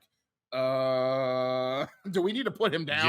Yeah. Like everybody's reaction, like Gran Torino's, Endeavor's Yeah. reaction, like all of that. And then when people start watching the video, like their Yeah. reaction. And then we get Twice, we get several other, Toga. villain, yeah, Toga, like all of the, like it's so, so good. But yeah, the delivery, and then it goes back to what I was talking about earlier, the Yeah. delivery later on. Yep. Yep. So yeah, I agree 100% on that. Yeah. Yeah, for me, I'm gonna go with Spy Family, and this is Anya Forger's voice actor, and is Megan Shipman. Again, we're Mm. watching the English dub, but the way she delivers, because in Spy Family, it is a lot of comedy, Mm-hmm. and she's also playing like this 6-year-old kid, and she's a Mm-hmm. grown woman, but she does it so well. and the lines and the absurdity and like, oh, I gotta help mama, and like I gotta help, like all of this stuff. And again, if you don't know, like Anya is psychic, so she Hmm. can like read both Lloyd's and yours mind, and also Yuri, her brother's mind. And she knows Hmm. everything that's going on while neither one of them know the full story of everything. And it's just so well done. Like I love Anya. Like she is such a good character. Amy's like, yes, Anya's voice actor is so good. Like Megan Shipman doing fantastic work. And if y'all haven't watched Spy Family, y'all need to go watch Spy Family.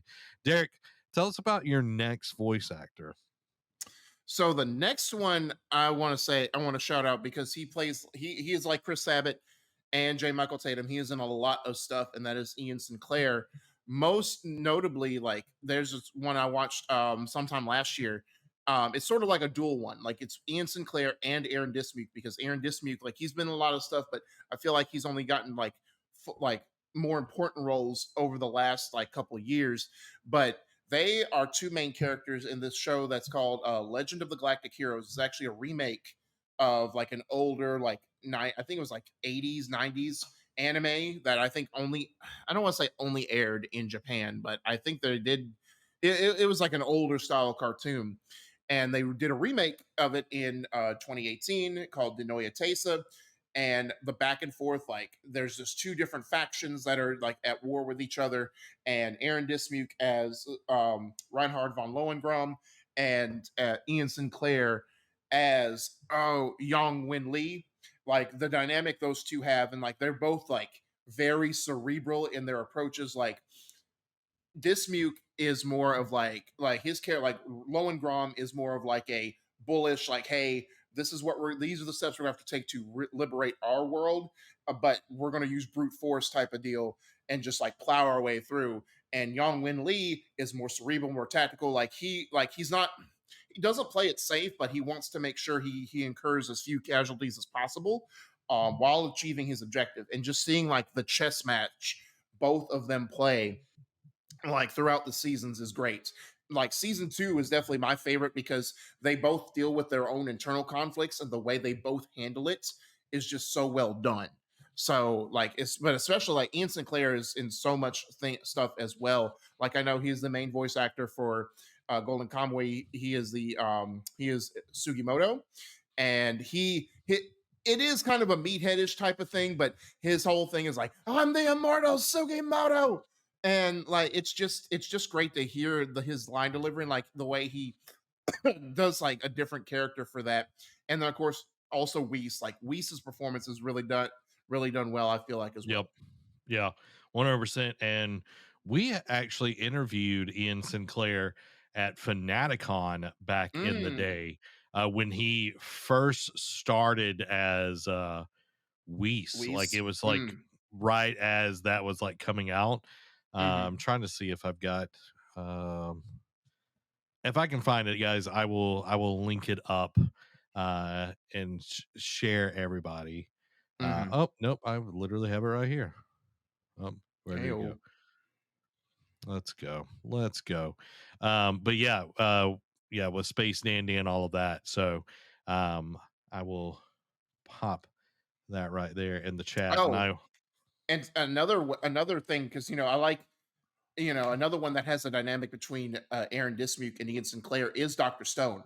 Like mm, uh like Aaron Dismuke is the main character Senku, and then like by episode 3 they wake up, like he becomes an antagonist, but then he's an antagonist that helps them.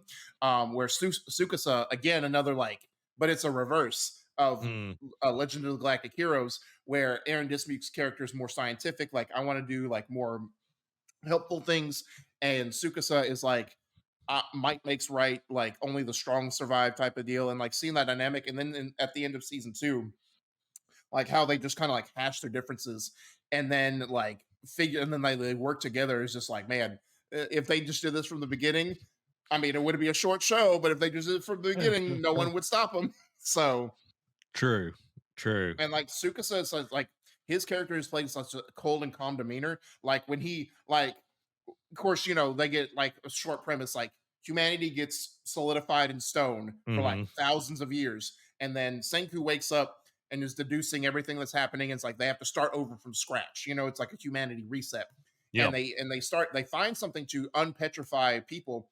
And it's like everyone wakes up, it's like, oh, what's happening? What's going on? Oh, why am I, why am I this? Why is the plate world like this? And they're having they get backed into a corner by pride of lions that's about to kill them, and they wake up Sukasa, and instead of like he doesn't have that same reaction, he just wakes up, you see his eye open, and he's like, what's the situation like? He's like already on go Mm. mode. I'm like, all right, I on sight. I know. You gotta love that. You gotta love that. Yeah. My next one comes from Naruto, and this is Pain. Specifically Oh, the Japanese. I was Uh saving that for you. I was like, I almost okay. brought it up. I'm like, no, I'll save it for you. I might butcher his name, but Kinyu Horiuchi. Um, the Japanese version of Pain, and the American voice actor was good as Mhm. well. But Troy oh my Baker. god, really? It was Troy Yeah. Baker? Mm-hmm. Huh. But yeah, the Japanese voice actor for Pain, Shinura chefs. Tensei. It's just like ah, we can't give anything, but like just the and you will know pain. Just like Yeah. the way it's delivered Yeah. is just so good. Like I'll listen to that like when he's doing it. I'm just like Mhm. just the Japanese one just hits so different. And like his whole like monologues and all of that, so good. I don't want to give any Mhm. spoilers, but that performance is chef's kiss. Another one, and I'll probably wrap mine up because I could go on and on. But another one, all I'm going to say is, if you know, you know, Crispin Freeman as Itachi, and that's it. That's all I'm going to Mm. say. That's all I'm going to say. I love my boy Itachi. Yeah. I love my boy Itachi. Y'all know, if y'all know, y'all know. I love my boy Itachi. Amy doesn't get it, but I love my boy Mm. Itachi. I love my Hmm. boy Itachi. My last one, Mark Witten and his performance as Rengoku in Demon Slayer, especially Oh yes, the Mugon Mugen train. Train. Oh Yeah, the my god. Mugen train. Oh my gosh. Set your heart ablaze. Yep. Oh my god, like that whole Woo. fight. Oh, it's Yeah. so good. Yep. Like just his character is like the character development and what we get later on with him and everything. Hmm. Just so good, tasty, which I learned later on that like samurai, it was like part of their culture. It's like they never knew when they were going to die, so every meal Mm. they would like they would get in this like mind state where it's like I'm going to enjoy this and I'm Right. going to savor all the flavors. So that's why Rengoku is always going tasty, I see. like as he's eating and everything, because he's enjoying it because he doesn't know when he'll eat again. Yep. He doesn't know if that's his last meal. And I thought that was a really cool like Yep. aspect of his character and everything. Correct. I agree with that. And as a side note, because I just saw this, it's more of like how he portrays the character than but in season two, one of the villains in season two, or like the entertainment district arc, like when Mm, you find mm, out the true villain, like Brandon mm. McGinnis voices that character, and Yes. the gravelly, like he had to do, and like the little like oh, like the way he portrays the character's voice was just done so well. It's just like I almost put him on my list. Yeah. It just the unsettling nature Yes. of that villain. It's just like it's just Yeah. like you're just like, get away from me. Well, and it matches his appearance Yeah, too. yeah, exactly. So just mm. And he was like, no Itachi. All right, guys, we're gonna jump into recommendations Mhm. for each one of us. Y'all can also throw some recommendations. It's gonna be kind of like a watch club. Like we might not Mhm. watch everything, but we do have several months before the next episode of Right. Eat Sleep Anime, unless this blows up and everybody comes over and supports us on patreon.com/nerdcave, where you can watch that live right now as we're Yeah. recording it. And the next episode will be live here as well. But if it blows up, then we'll do more of these. So it's up Yeah. to you. It's up to it. The ball is in your court. So if you Right. got any recommendations, y'all let us know. Derek, hit me with some recommendations that you want me to watch, which I already started one of these. Yeah. I almost wanted to change it, but it's like because I know you're not all the way through, but one of these, of course, is Jujutsu Kaisen. Like it's Mm, like before I even watched season 2, I wanted you to watch this because I feel like there is so many like My Hero. Everyone says My Hero is very similar to Naruto, but after watching Jujutsu Kaisen, I feel like it has similarities as well. But mm, now I compare it.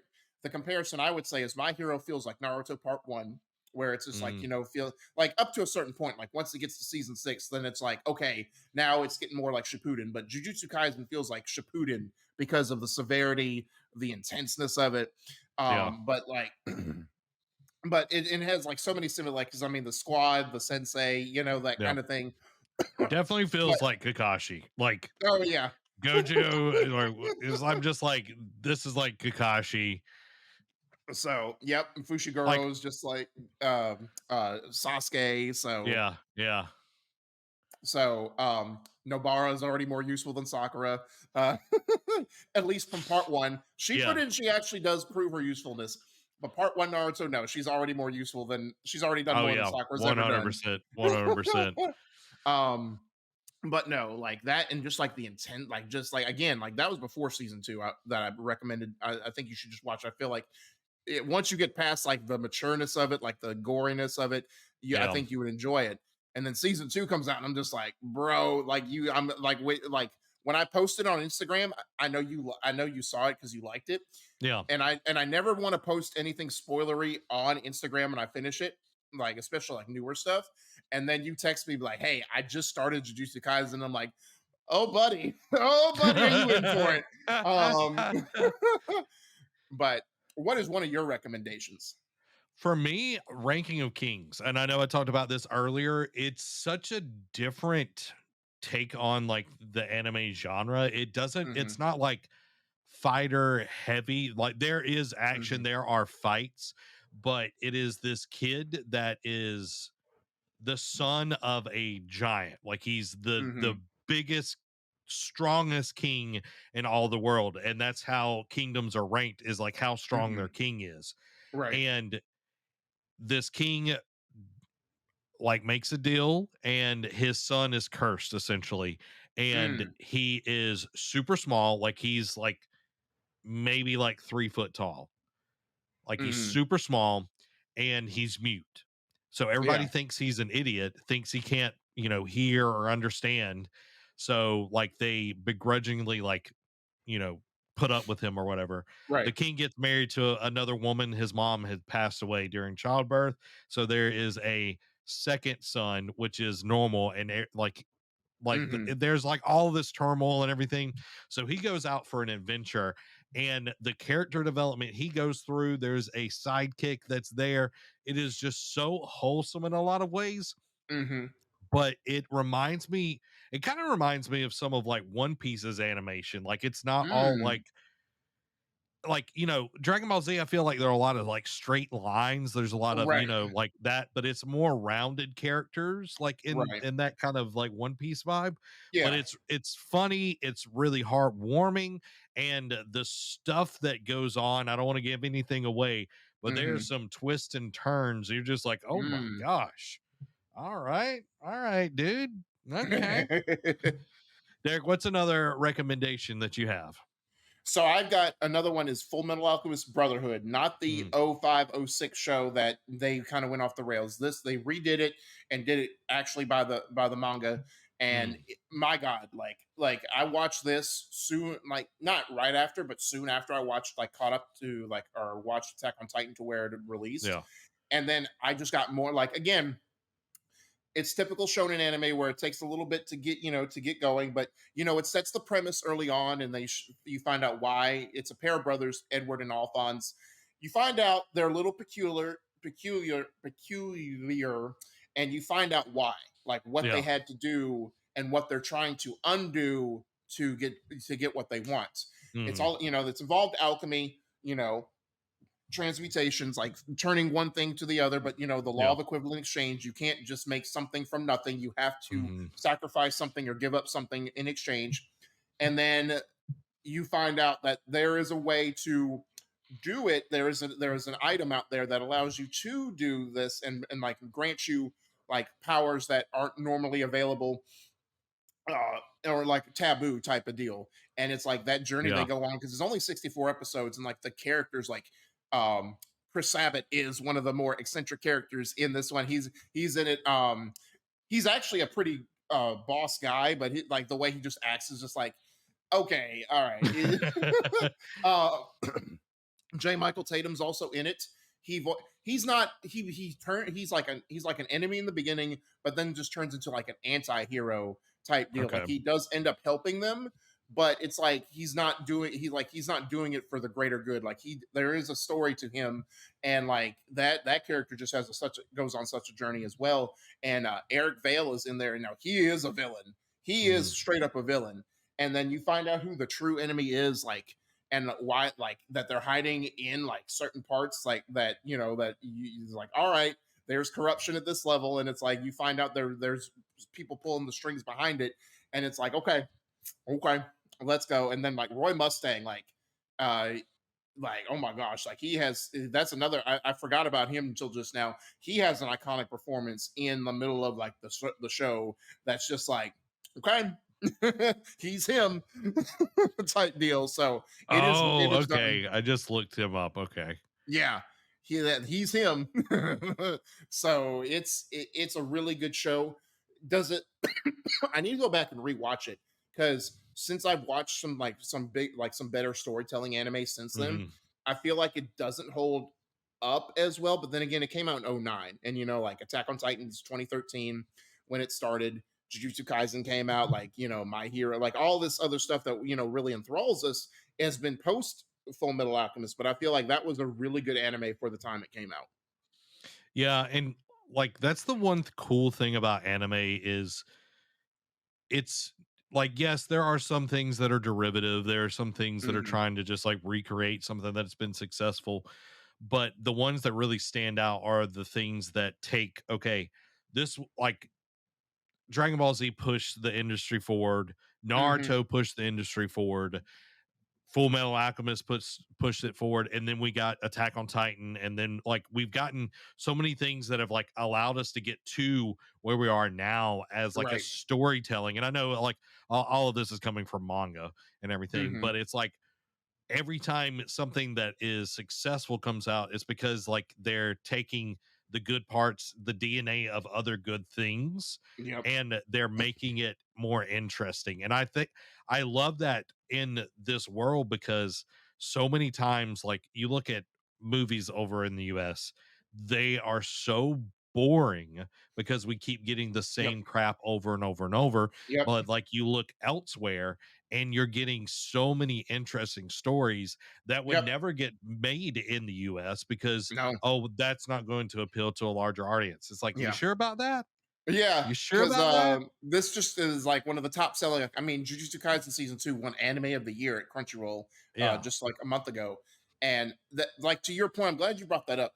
To your point, like, there are so many TV shows. Like, I know I grew up on a lot of like the CW shows, like from my college years and whatnot, and they were Mhm. good for when they came out. But then they got very tropey. Then they just did some stuff that didn't make sense, and then it was like it became so much TV Yep. serialized. I'm just like, I don't care. And a lot of the stuff, like I'll see shows and I'm just like, it looks intriguing, but I feel like it'll be one of those that just drops off really quick, Yep. or they have already spoiled the premise and like the most intriguing parts of it in the trailer. And anime, like there's like, I'm trying to watch more like slice of life, like more like chill. And it's like I just recently watched like a group of sports anime, a couple, like within the last couple months, and like each one of them had their intrigue. And it's like if you told me I watch like football and like I watch NBA finals, that kind of thing, I'm into sports, but it's like if you told me like, oh, there's this show about sports, like I'm like, okay, I'll maybe check it out. But then Yeah. it's like if you would have told me like I watched one of these All Out, it's an anime about rugby, and it's like rugby in real life.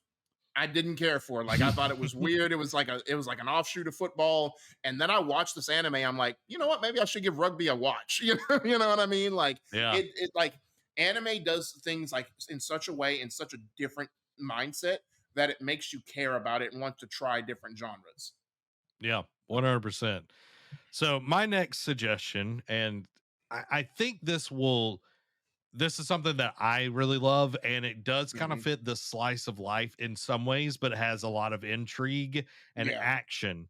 Is Spy Family. Like we're in Yep. season 2 of Spy Family right now, and where me and Amy stopped watching, we want to go back to it, but lots of action, like some Yeah. big stuff. But there's all this intrigue, there's this push and this pull, and all three of the main characters share a good amount of the screen. I wish we got more Yor in season 1, but season Okay. 2, I feel like we're getting a lot more of her backstory. Hmm. Season 1 is definitely more Lloyd and Anya focused, but Okay. the comedy, the slice of life, the different things that go on, and then you get the action of him being a spy, her being an assassin, and it's just like all these different things going on. But then at the end of the day, they're a normal quote unquote family, Right. and it's just so good. And it's fairly like a lot of anime like will get kind of risque, in some Oh yeah. places. This is the most like tame. Wholesome. Yeah, like there is violence, but like it's not like, oh, oogling and ogling, that Yeah. sort of deal. It's very tame, which is Yeah. very nice because like I don't want to watch all of that, you know what I mean? Yeah. So Yeah. Spy Family is very, very good if you're looking for something that is kind of a mix of a lot of different genres, but it does have that action. It's moving things forward, and the comedy hits both in English and in Hmm. Japanese if you're watching sub. So, definitely highly recommended. My last recommendation is that time I got reincarnated as a slime. And like again, it's an isekai anime, which is like, someone gets reincarnated or like transported to another world. And, that's one of the biggest, like it was a hotbed. Like it was a couple years ago, there was so much isekai anime that came out, and it's still one of the more popular genres to do. But this one, I feel like this one came out in 2018. This one was a great intro for me to an isekai other than Rising of the Shield Hero, and Overlord's pretty good too. But Slime, like this guy, like he's a 37-year-old. He works at a typical 9 to 5 job. He's just kind of mowing through life. He's like 37, which in Japan is kind of reaching middle age because it's like you already need to be starting a family, like Yeah. have a major career, all that kind of thing. And he sees a crime happen on the street. He stops it, inadvertently gets murked, and he gets reincarnated as a slime.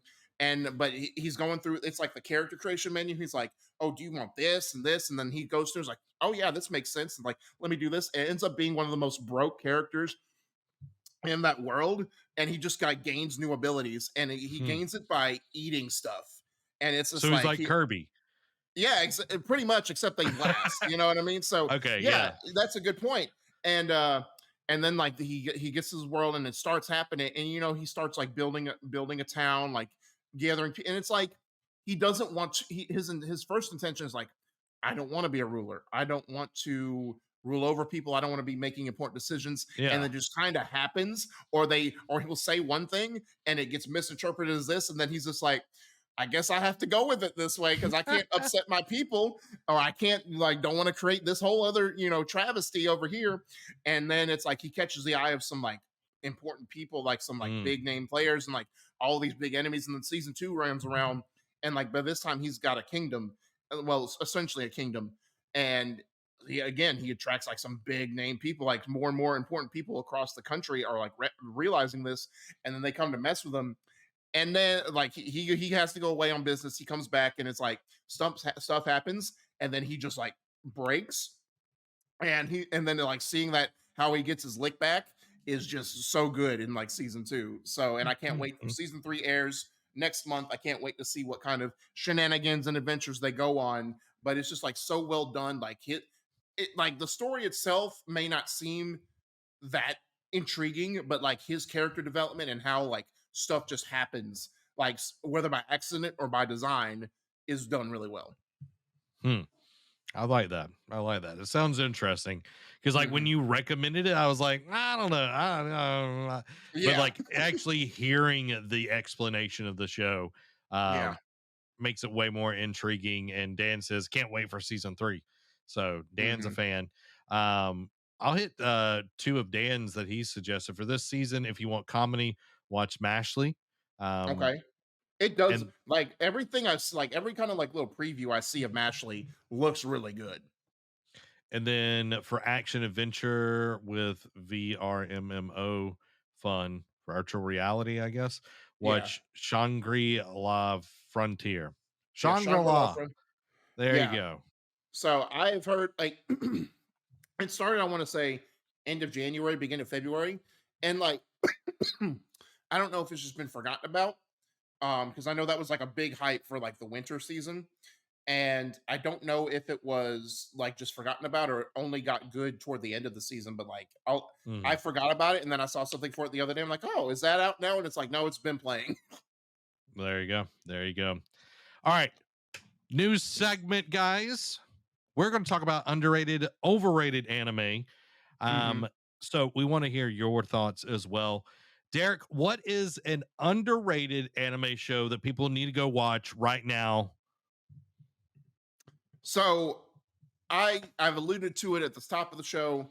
Um, I'll say early on in the show, Golden Kamuy. It's got 4 seasons and it's going to air its fifth and final season. I don't remember if it's this year or next year, but its fifth and final season is coming out. It is during the Russo-Japanese War, and after the war, like one of the soldiers, Sugimoto, voiced by Ian Sinclair, is do it is comes across an intriguing prospect of finding this, because it deals with a lot of indigenous people in Japan as well. They're called the Ainu, and they actually went to the Ainu Historical Museum to get historically accurate facts for the show, like and for the manga, so that way they can make it more intriguing, like more realistic, more close to the Yeah. vest. And he discovers something that happens with their people that involves like mountains of gold, like more gold than you know what to spend for. And the way you have to get it and the trek they go on, because he meets this little Ainu girl named Ashirpa, voiced by Monica Rial, who you would know her as Froppy from My Hero Academia.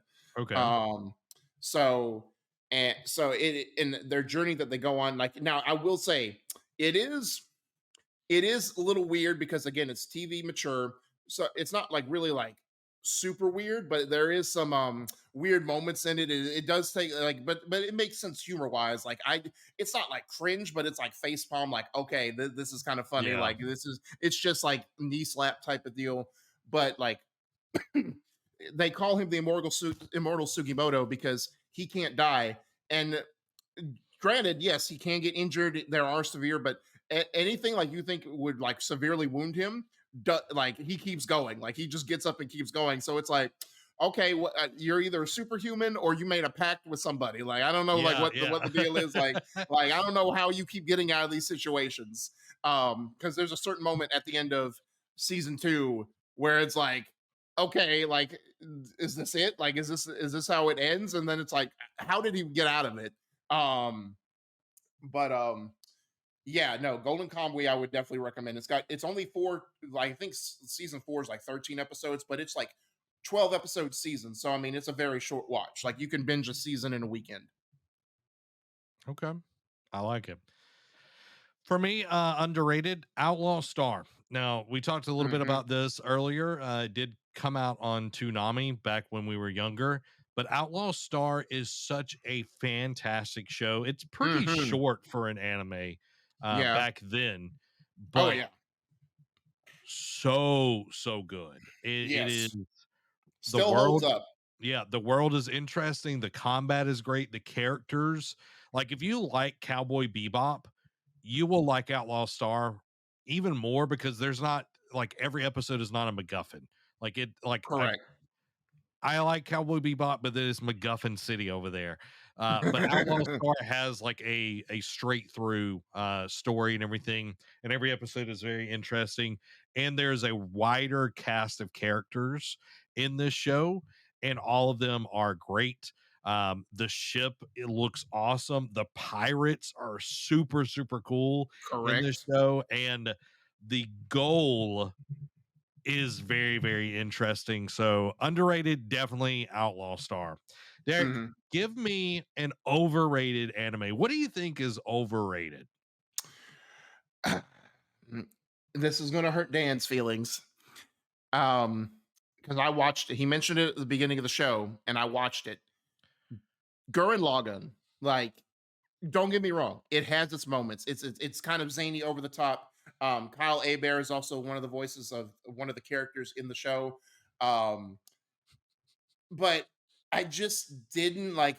I trust me. There were moments where I was like, okay, this is cool. Like the mech battles were cool, but like everyone hyped up this show, like, oh, this is like the pinnacle of mecha anime, or like this is like you got to watch this, or like it's got to be on your recommendations. And like I watched it, and it was all right. Like I wasn't like it had its moments, but I wasn't over the moon about it.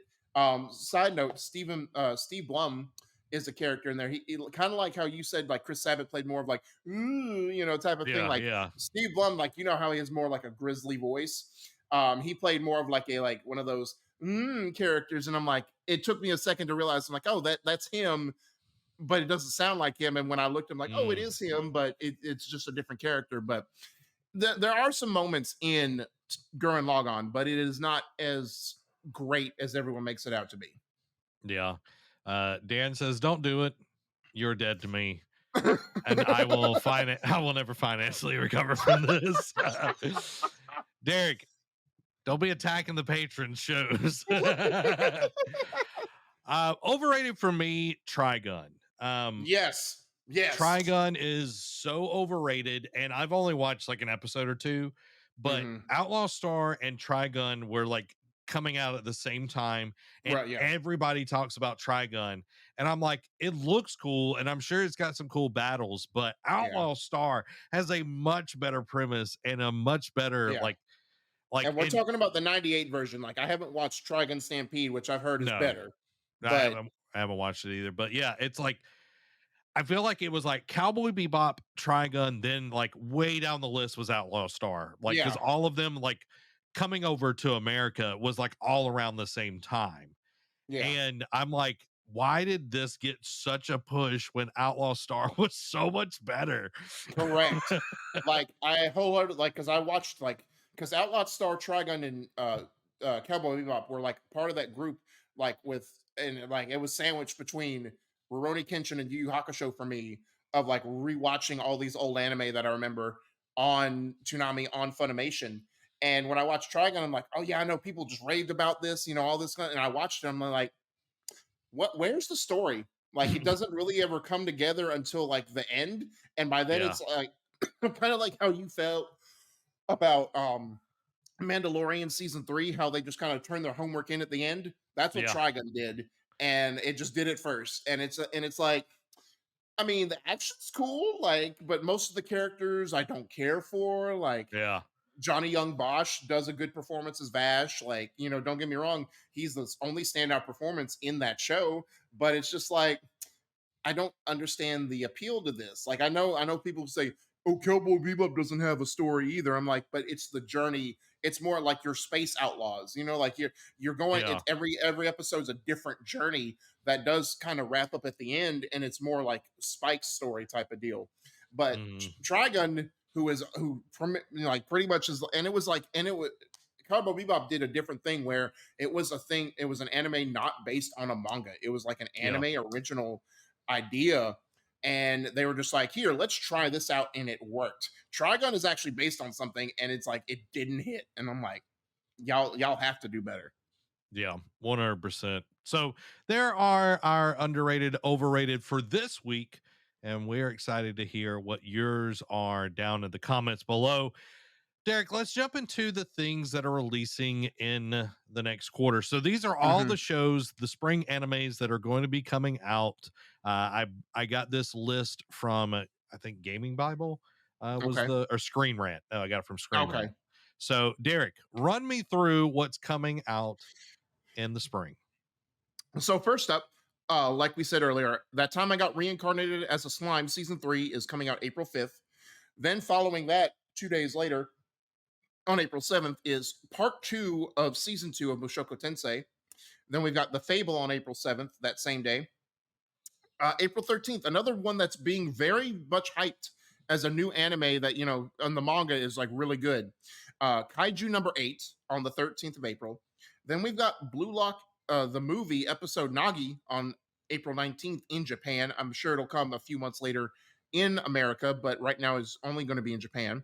Then we've got Monster sometime in April. Then we've got Code Geass, Rose of the Recapture movie, which will air in May in Japan. Then we get into some stuff that you and I are going to care about, Zach, because first up on May 4th, May the 4th be with you, and My Hero Academia Season 7 will premiere. Then we've got May 15th. Is Blood of Zeus Season 2 on May 15th. And then following that in June, on the 14th, we've got Ultraman Rising, the movie.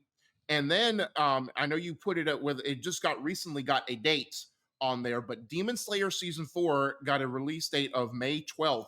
So literally it is going to air within a week of My Hero Academia, which I believe last year, the season 6 and season 3 of those shows also aired around the same time, so we're gonna get that again.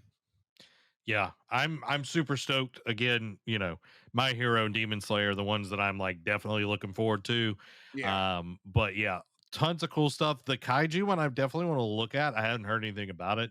But Yeah. yeah, I'm super stoked. So there are the spring anime guys. Let us know what you're going to be watching. I'm curious what the Blood of Zeus is. That sounds pretty Yeah. metal. Sounds Yeah, metal. no. I like it. I like it. So, guys, we've got some music that is either from anime or has been inspired by anime that we want to share from you. This is a playlist Derek and I have put together.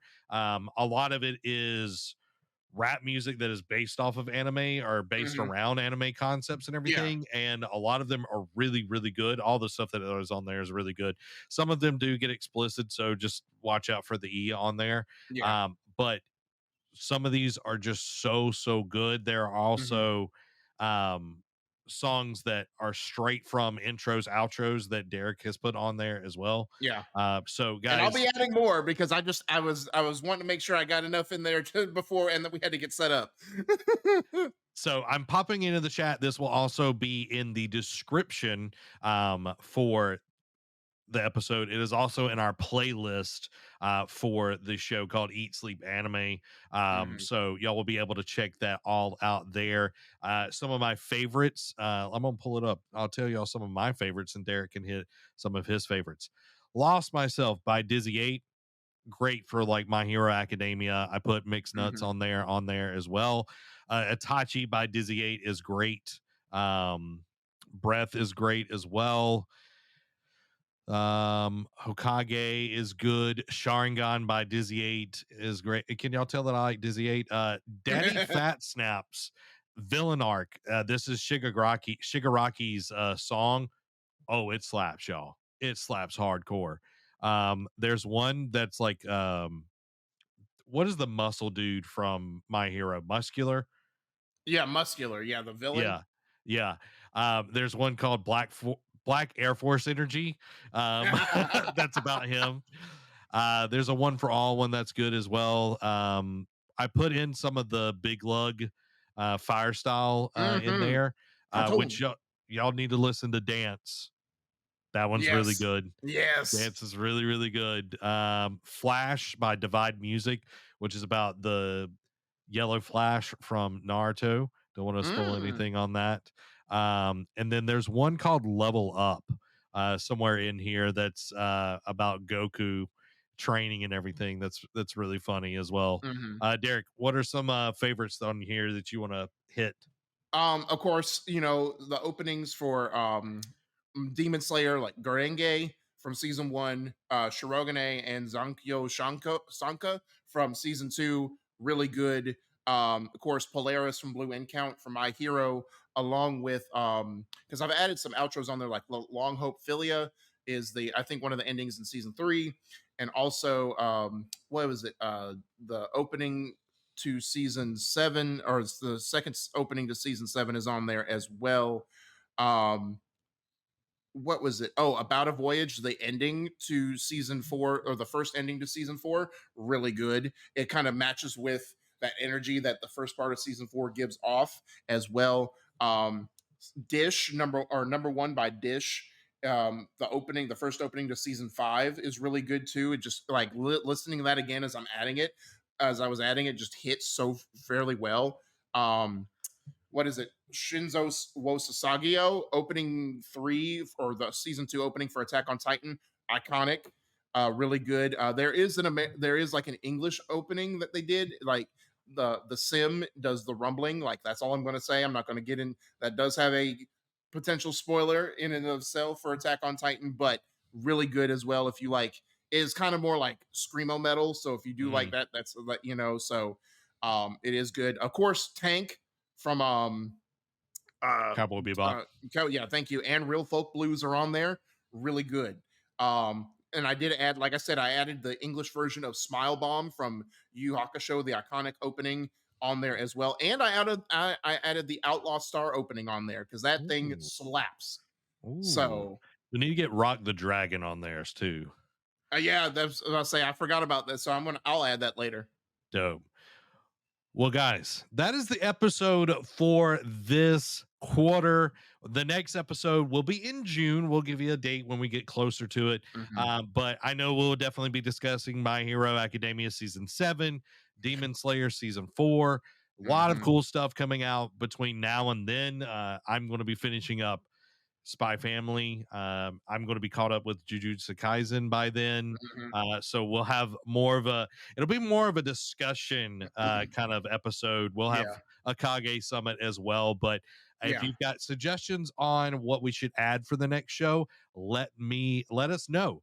And guys, thank you to all the patrons that have made this possible. Hmm. Your support is why we're doing this. And if you want to get the show early, just like all the people that came and watched us while we were live, you got to become a patron. Go over to Yeah. patreon.com/nerdcave. Support us there on any tier that is paid, and you will be able to be a part of these live shows. Thank y'all so much for being here. This has been Zach. And Derek. Y'all have a blessed week. Bye.